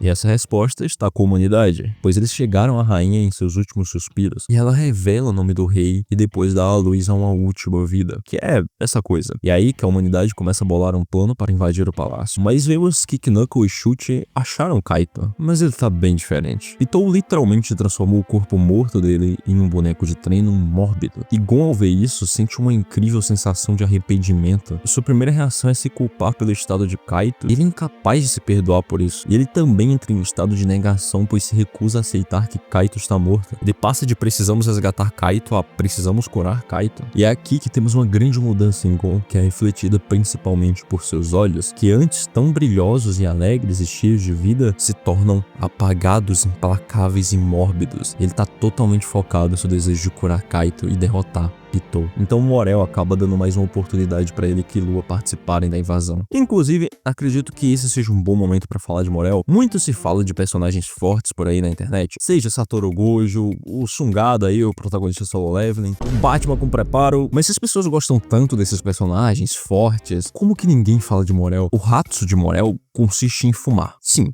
eu não vou me preocupar em te dar uma explicação detalhada das habilidades dele, porque a única coisa que você precisa saber é que enquanto esse homem conseguir fumar, ele consegue tudo. Ele entra em algumas lutas no ar que só dá pena das formigas que não estão entendendo nada do que tá acontecendo, porque tem um sujeito com Marlboro colocando toda uma raça superior no bolso de maneiras surreais. Tem literalmente uma luta onde esse leão tenta afogar Morel, e por si só ele alegar que Morel tem a capacidade pulmonar maior que uma baleia já é um absurdo, mas como se não fosse o suficiente, ele mata o maldito leão envenenado enquanto está embaixo d'água. Como ele faz isso? Fumando, é claro! Aquela fala dele lá no início sobre ter certeza que vai vencer faz sentido agora. Ele realmente sempre vence, é fácil ter certeza assim. Inclusive eu também tenho um take pra dar sobre o K9. Ele é um emissor com habilidade de teletransporte chamada Hide and Seek. Ele basicamente consegue definir entradas tocando superfícies para uma espécie de dimensão própria. E lá ele tem meio que a chave mestra que permite ele sair por qualquer uma das saídas. Essa habilidade torna ele um personagem crucial para toda a operação, muito por causa de toda a translocação que isso aí pode fornecer. Acontece que para a invasão ocorrer conforme planejado, ele precisa colocar uma entrada para sua dimensão dentro do palácio, o que ele de fato faz sozinho usando o Zetsu para ocultar sua presença. Ele acaba sendo exposto ao End, um dos guardas reais. Acontece que a aura desse guarda é tão intensa e opressora que K9 tem um colapso mental. Ele fica completamente amedrontado e aterrorizado com o que essas formigas podem fazer. Ele sente o puro terror, mas ele ainda assim conclui sua missão, sai do palácio, tem um treco e passa a atuar mais nos bastidores da operação. E o que me incomoda é que eu gostei desse momento, eu gostei do personagem, gostei do Hatsu dele, e as pessoas resumem ele a um covarde, arregão, bucha. Que sinceramente eu não entendo. Ele literalmente se infiltrou sozinho na base inimiga, totalmente exposto, com a responsabilidade de manter a entrada ali, ou então todo o plano iria por água abaixo. Qualquer um teria surtado na situação de K9. Talvez não Morel, mas que Morel não conta. E sim, K9 pode ter sido um pouco confiante demais lá no início, né, o que é um excelente foreshadow, mas honestamente claramente ele tinha um trabalho extremamente arriscado e essencial para a equipe. Agora que eu já passei pano pro Knovs, expressei o que eu sinto por Morel, podemos ir para o clímax do arco, a tal invasão. O plano é dividir os caçadores em 3 duplas, um para cada guarda real, enquanto o próprio Netero vai cuidar do rei. Esse momento aqui da invasão é um baita caos. Eu vou tentar abordar a maior parte das coisas relevantes que aconteceram, mas eu propositalmente vou estar excluindo algumas, porque senão esse vídeo não vai acabar. Assim que a invasão começa, vemos Komugi se machucar e vemos Meruem ordenar que Pitou cure ela enquanto ele vai pra longe lutar contra Netero. Até aqui a gente tinha visto o lado sádico e brincalhão de Pitou, mas a partir do momento que a situação se agrava e ela fica mais séria, Pitou não profere um único comentário alegre ou bobo. Assim que ela percebe que o rei tá preocupado com Komugi, acima de tudo, Pitou foca toda a sua existência em proteger Komugi, o que é algo no mínimo contrastante quando se compara com os feitos anteriores dela. Mas tal qual estamos vendo a nova faceta de Pitou, também estamos vendo de Gon. Em meio a todo o caos, ele focou apenas em chegar em Pitou. E ele conseguiu rapidamente fazer isso. Ele tá ali pronto pra lutar, mas pra surpresa dele, Pitou não quer lutar. Ela quer curar Komugi. Ela não pode curar Komugi e lutar ao mesmo tempo. E é um momento realmente inesperado, porque a gente vê Pitou se ajoelhar e implorar, até chegando a quebrar o próprio braço só pra ter chance de curar Komugi. Então Gon faz um acordo com Pitou. Ele vai dar um tempo limite pra Pitou curar Komugi, porque depois eles vão até onde Kaito está e ela irá curá-lo. Killua até tenta acalmar Gon, mas ele tá totalmente cego. E é realmente triste ver o quão mal Killua é tratado aqui. Ele simplesmente fica de escanteio. Gon não liga mais pra ele e tá só focado no seu objetivo. E enquanto Gon espera, lá embaixo acontece uma situação bem interessante com outro membro da Guarda Real. Esse é Yunpei. Ele é irônico dentre as formigas da Guarda Real por não ter literalmente nenhuma individualidade. Ele não é tão brincalhão quanto Pitou, nem tão artístico quanto outro membro que a gente já vai falar. Ele é apenas um sujeito focado em seu dever. Ele prioriza o rei acima de tudo e faz o trabalho com eficiência. Bem simples a princípio, até a sua luta com Chute Knuckle, que é simplesmente a definição de pensamentos intrusivos. A estratégia que os Hunters usam é de Chute distrair Yunpei, enquanto Knuckle usa sua habilidade para endividá-lo, usando a ajuda de outra formiga que pode basicamente ocultar totalmente a existência dele e de qualquer um que ele esteja tocando. Logo no início, Chute tá apavorado e tudo muda quando ele vê a coragem de Gon. Ele passa por todo o monólogo interno, onde ele expressa o quanto odeia ser um covarde, ser essa pessoa que duvida de si mesmo e se compara tanto aos outros. E após isso, ele decide se entregar àquela luta de coração, mesmo que ele possa morrer. Ele mesmo chega ao ponto de cobrir o próprio olho sem nem saber o motivo, apenas porque essa desvantagem o empolga. E tudo isso enquanto o Knuckle tá só assistindo seu amigo ser espancado, já que ele tem que ficar atento esperando as melhores oportunidades possíveis. Chega ao ponto aqui de Yunpei acabar ignorando o Chute pra ir atrás do rei,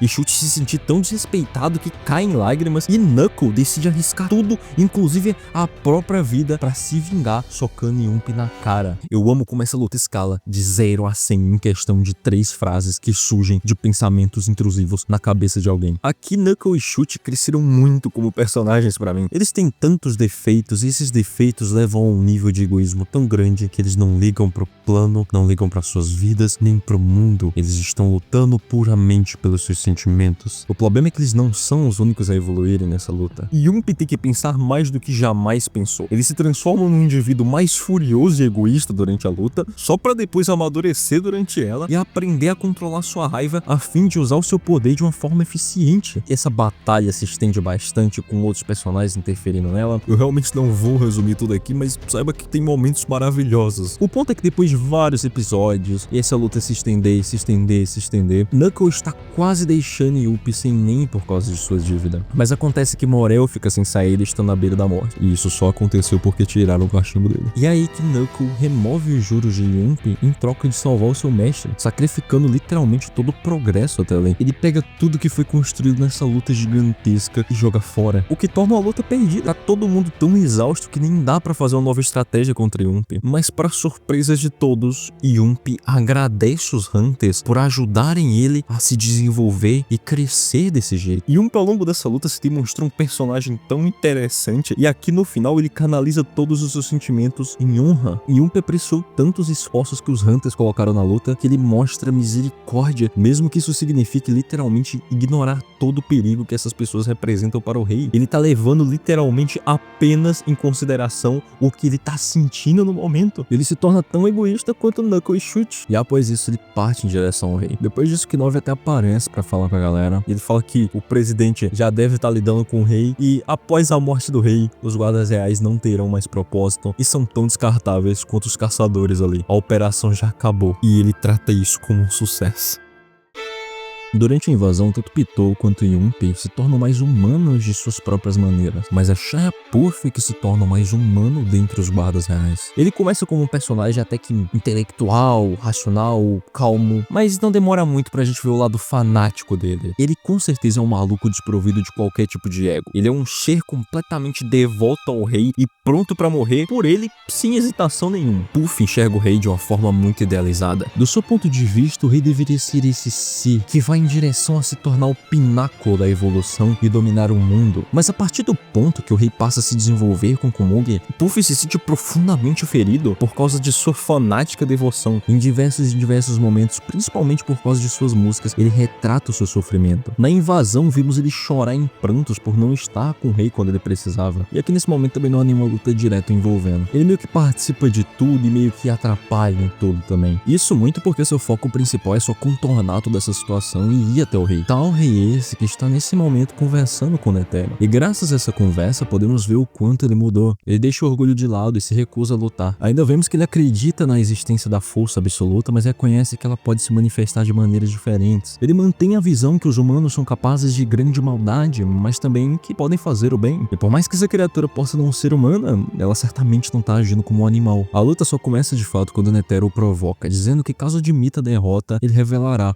o nome do rei. O agressor aqui é claramente Netero. O rei tenta muito conversar antes de partir pra luta e só aceita o combate quando percebe que não precisa matar. Inclusive é muito irônico como Netero usa um grande stand feito de Nen pra lutar, que ele chama de Guanin Budi Shiva. Eu espero que seja assim a pronúncia, que explicitamente referencia figuras budistas que estão ligadas à compaixão e à iluminação. E ele tá usando isso pra obliterar o rei, que coincidentemente é quem tá mostrando um pouco de compaixão na luta. Netero desfere inúmeros golpes, usa sua técnica mais poderosa, mas mesmo depois disso, vemos que o rei tá muito bem. Diferente de Netero, que tá exausto, sem uma perna e sem um braço. E por mais que Netero seja um velho, ele ainda é dito como um dos ápices no quesito Hunter que existem no mundo de Hunter x Hunter. E aqui, junto a ele, meio que percebemos que as quimeras estão além disso. A humanidade perdeu. E como prometido, ele revela o nome do rei, Meruem, enquanto afirma o quanto ele é ingênuo e o alerta para que jamais subestime o potencial infinito da humanidade para evoluir. E o jeito que ele é retratado enquanto fala isso é no mínimo contrastante com o que tínhamos visto de Netero antes. Aquele idoso bacana, divertido, legal com as crianças, não tá mais ali. Ele perfura o próprio coração, detonando a rosa, que é uma bomba, uma arma humana que foi criada pela humanidade. E é interessante que o jeito na obra de apresentar a Rosa é justamente mostrando como ela foi capaz de tirar mais de 5 milhões de vidas humanas. Uma arma humana, mas brutalmente desumana. Nesse momento deixa um gosto tão amargo na boca. Não é uma sensação de triunfo pela vitória dos mocinhos aqui. As formigas quimeras podiam ser mais fortes, mais velozes e mais resistentes que a gente, mas com certeza eles nunca chegaram perto de serem mais cruéis.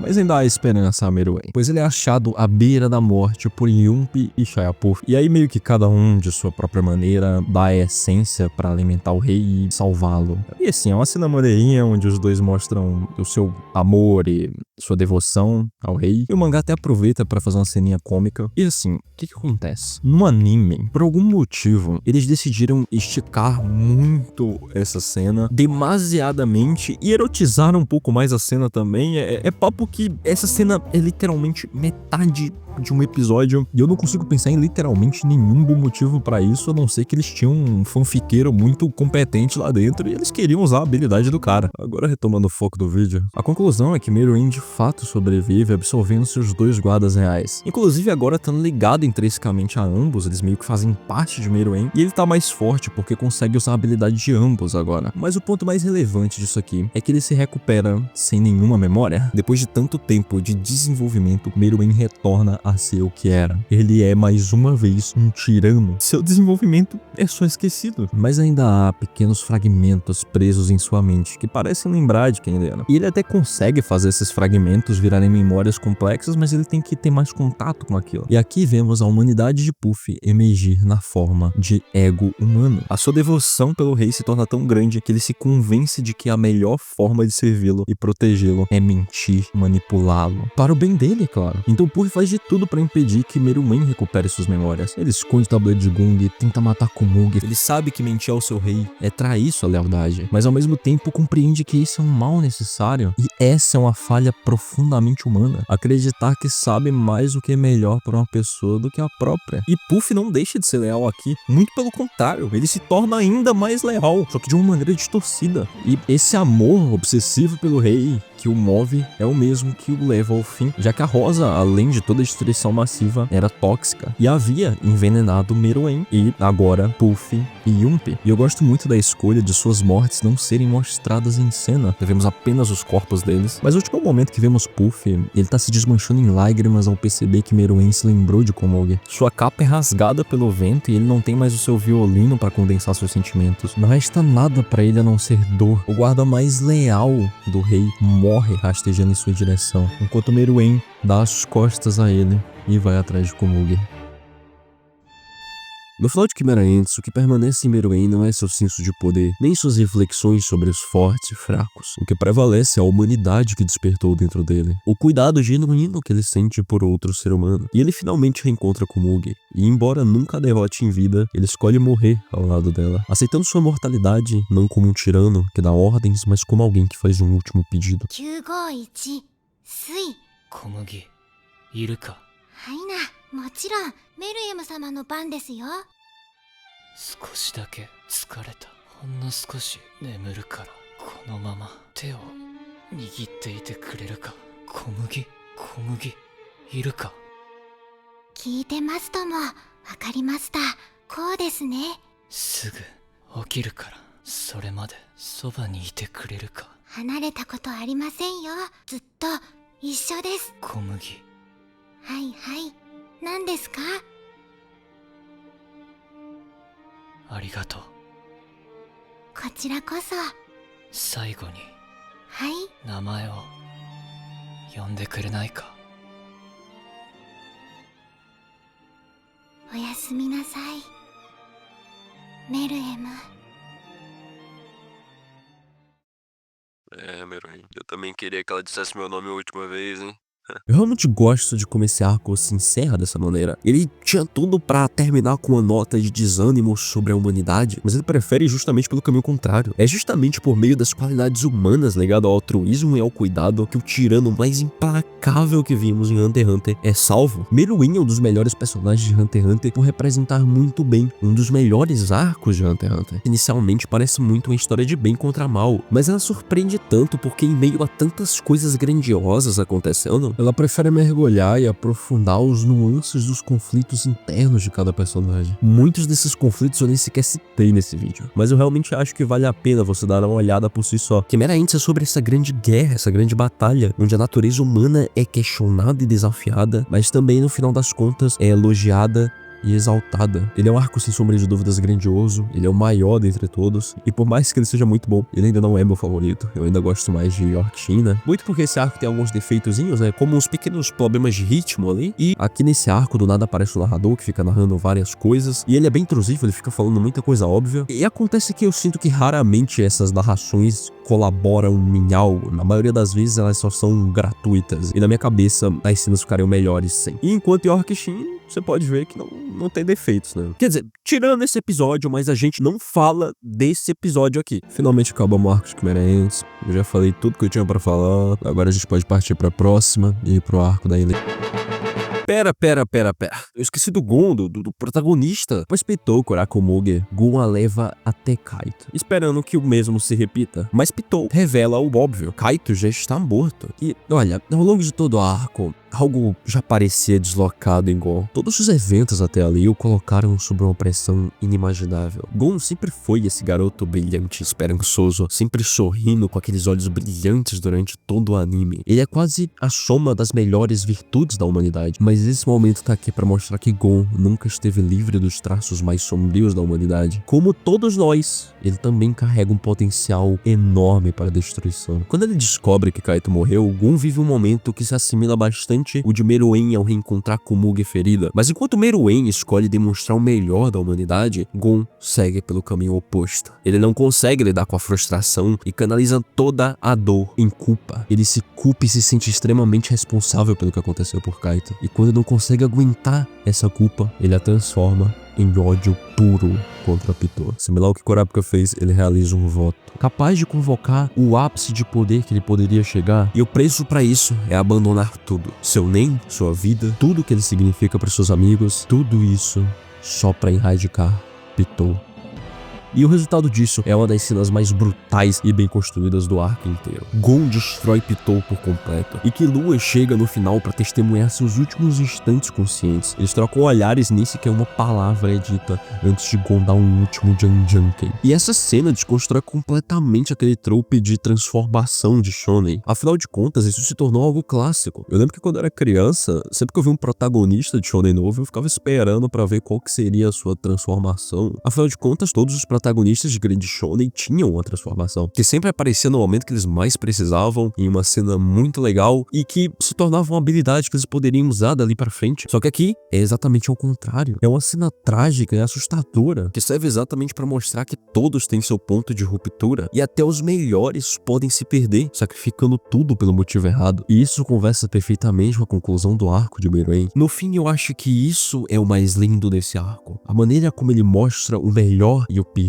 da humanidade. Como ele aborda o humano e o desumano. Mostrar como as pessoas simplesmente colidem. E dessas colisões nascem tanto gestos mais nobres quanto as quedas mais devastadoras.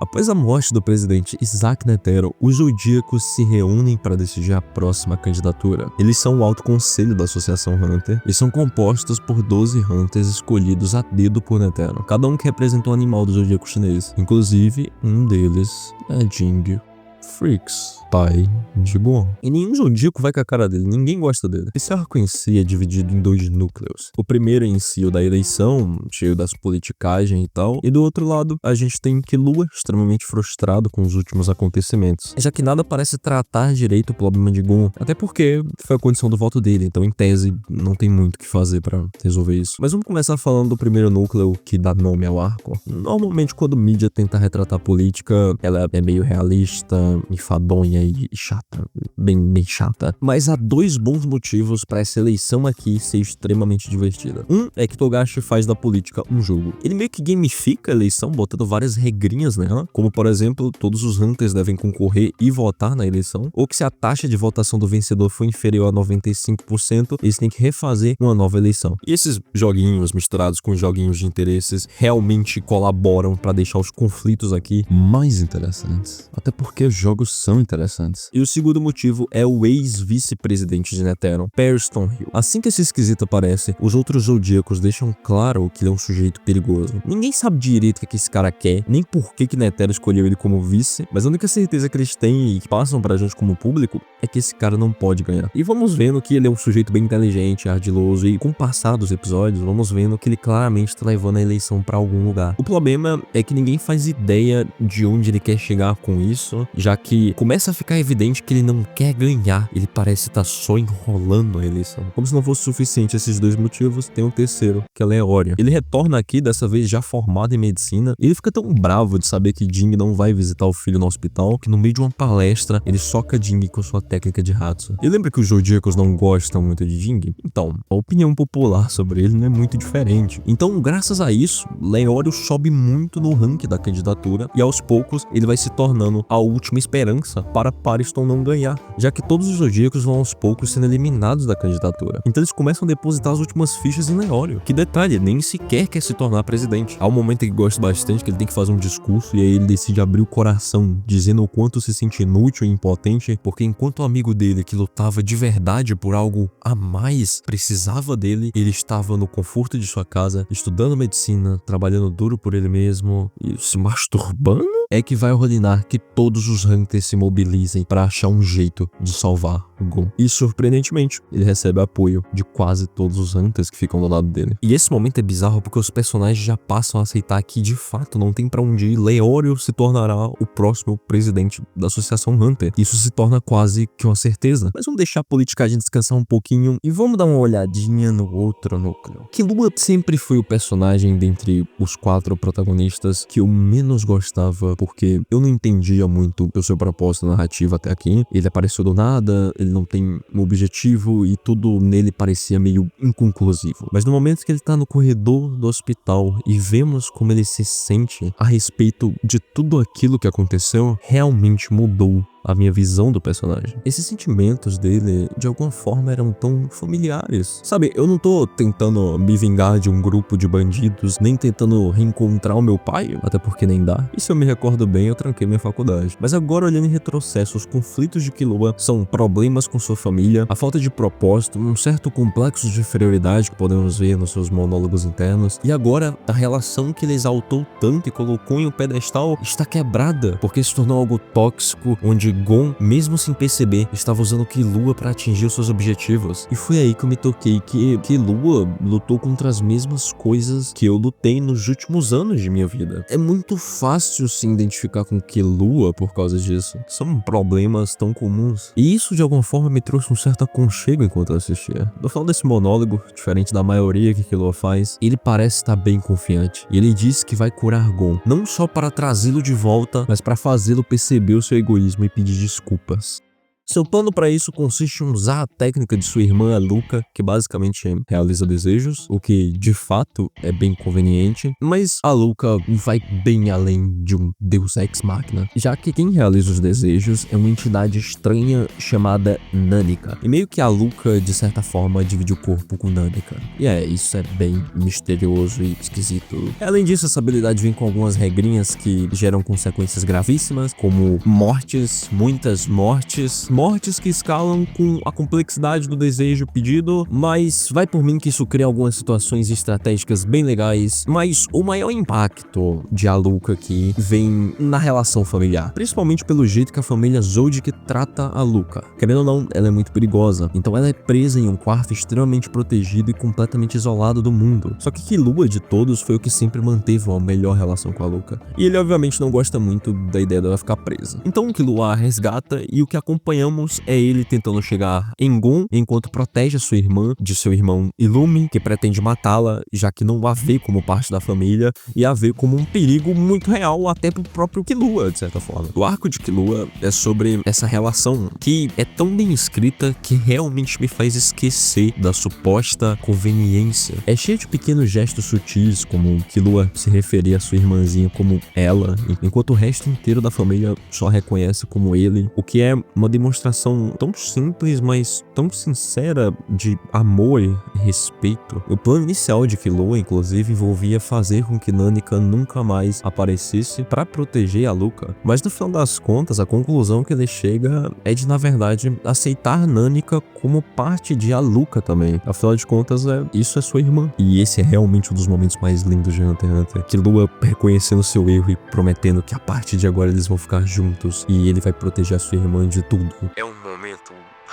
momento que pega legal. No final, realmente seu plano dá certo e a Luca consegue curar Gon. É claro, ele ainda não consegue usar Nen, mas ele tá vivo.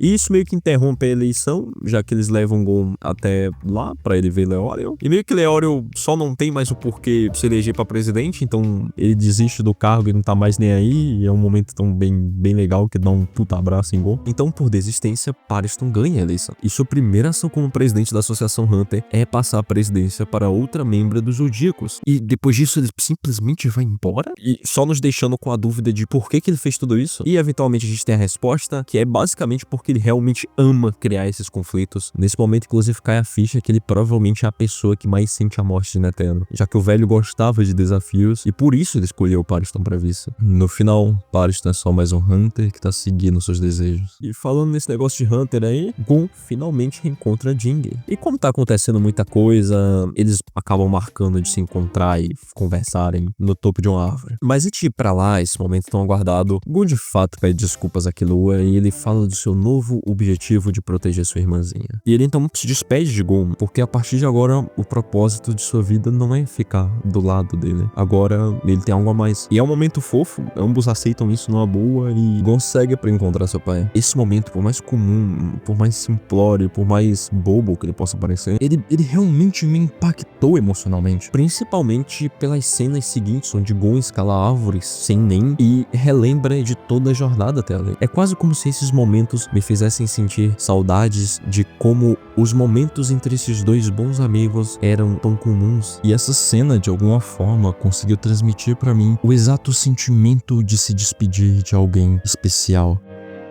Esse clima de despedida realmente me pega. E falando nele, estamos indo pro final dessa jornada. E acho que nossa despedida se aproxima. Quer dizer, você tá vendo esse vídeo por bastante tempo, né? Isso deve significar alguma coisa pra você. Eu acho, né? Ou não, né? Você nem me conhece, você mal deve saber como pronunciar meu nome. Mas significou algo pra mim. Então, obrigado por ter assistido até aqui. Então vamos lá, né? Pro final. No final, o Gon chega ao topo. E o que acontece ali não é nenhuma desculpa pra ausência de Jin. Ele não ficou longe pra proteger o seu filho, nem tava fazendo um sacrifício nobre pelo bem do mundo. Não existe nenhuma explicação que nos faça pensar, agora tudo faz sentido. Na verdade, Jin explica de forma quase que patética o que ele tava fazendo nos últimos anos e o que pretende fazer a partir dali. E deixa claro que ele prefere essas coisas ao ser pai. Mas o mais curioso é que Gon não se decepciona. Muito pelo contrário, ele se empolga, até porque Jin apresenta ele o continente negro. O mangá resgata aquele sentimento de exploração lá do início, porque ele apresenta aqui um novo mundo inexplorado, cheio de criaturas aterrorizantes. É de lá, inclusive, que vieram as quimeras. Lá existem horrores muito maiores. E o anime termina assim, Gon encarando o desconhecido, sorrindo, otimista diante do abismo.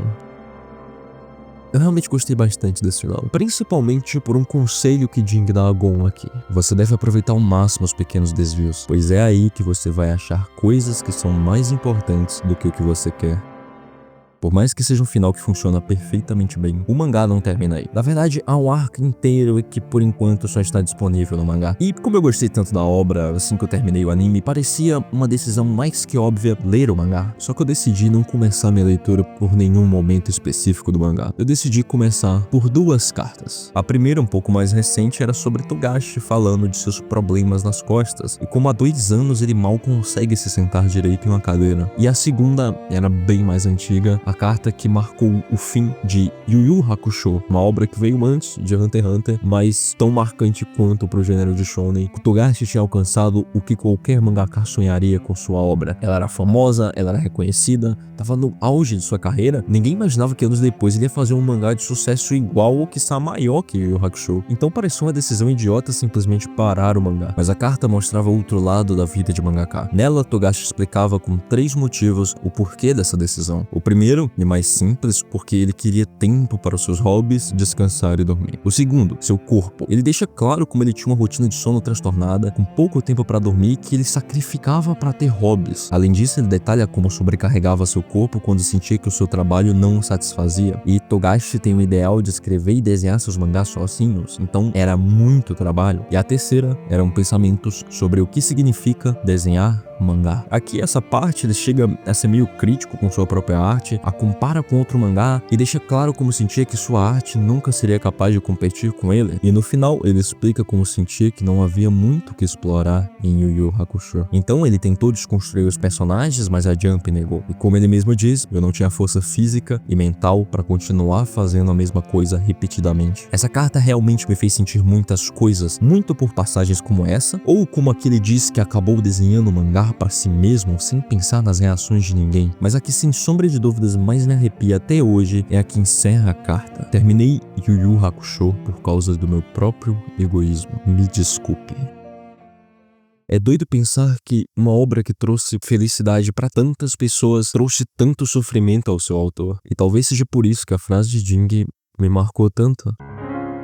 sonhos, objetivos, propósito. Você provavelmente tem algo que chama por um desses 3 nomes. Eu também tenho o meu e é esse canal. E por mais que ele já tenha me dado coisas incríveis, ele também me deu muita ansiedade, noites mal dormidas e nos últimos tempos os pensamentos mais comuns na minha mente é que eu realmente tô levando muito tempo em um vídeo que talvez nem seja tão bom assim. E esse é só o início. Eu ainda vou lidar com problemas que eu mal imagino agora. E é por isso que eu digo que Hunter x Hunter é uma obra que te engana, porque ele faz você acreditar que tudo vai dar certo, como acontece geralmente nos shounens. Mas aqui não. Aqui as coisas saem do controle, as coisas não agem como esperado. Muitas vezes as coisas só dão errado. Kurapika encontrou sua vingança e isso só o fez se sentir pior. Leori conseguiu virar um médico, conseguiu dinheiro, mas não conseguiu salvar um amigo quando precisava. Killua depositou toda a sua esperança em alguém que no fim o feriu tanto quanto sua própria família. E Gon encontrou seu pai, mas como o próprio mangá deixa claro, isso não muda nada. Ele mesmo disse que é como ter encontrado só um tio, e não é como se Jing fosse deixar de fazer o que ele quer fazer pra cuidar de Gon. Talvez no final de cada uma de nossas jornadas, o que esteja nos esperando seja nada mais nada menos do que uma grande decepção. Mas olha, de verdade, isso não importa. O que importa é que aqueles personagens deram seus primeiros passos e foram agraciados com jornadas incríveis, sempre seguindo em frente mesmo que estivessem indo em direção a coisas horríveis. Então, dê o seu também. Vá atrás do que te faz feliz, encontre o seu amor e casse isso com todas as suas forças.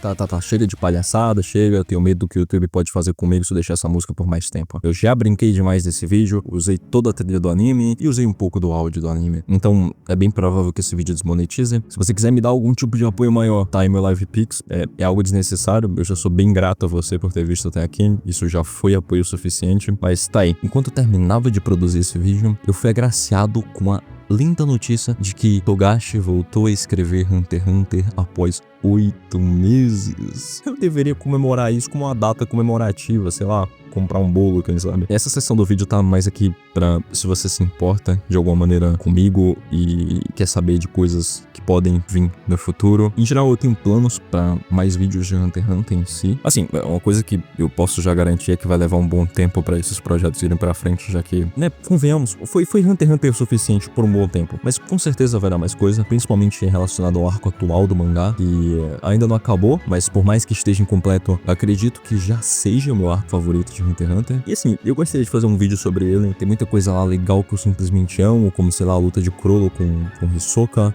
alguns personagens fascinantes. Tem muita coisa do Chrollo. Os maiores motivos pra eu gostar tanto desse personagem, ele ser o meu favorito, estão nesse arco. Então, muita coisa pra falar. Só que eu gostaria que o Togashi terminasse ele pra aí sim falar dele. Então, talvez a gente se encontre de novo pra falar de Hunter x Hunter daqui a 5 anos, no melhor dos casos. Mas aí eu faço um negocinho especial e sei lá, faço um cosplay, vou no lixão da antiga cidade que eu morava e gravo a parte que fala do backstory da trupe. Além disso, eu não sei do que vai ser meu próximo vídeo, do que eu vou falar aqui nesse canal. Provavelmente eu vou decidir isso em live. Também é outra coisa, eu vou começar a livear. Esse aí é meu nick da roxinha, se você quiser me dar um follow lá e cola na live de vez em quando. Se quiser também fica de olho no Twitter, no meu Twitter, me segue lá, que qualquer coisa eu aviso por lá. No mais é isso, foi um vídeo que tomou bastante tempo pra fazer. Eu realmente espero que você tenha gostado e é difícil gravar as coisas sem roteiro. Cuide-se, espero que não leve tanto tempo assim pra nos vermos de novo.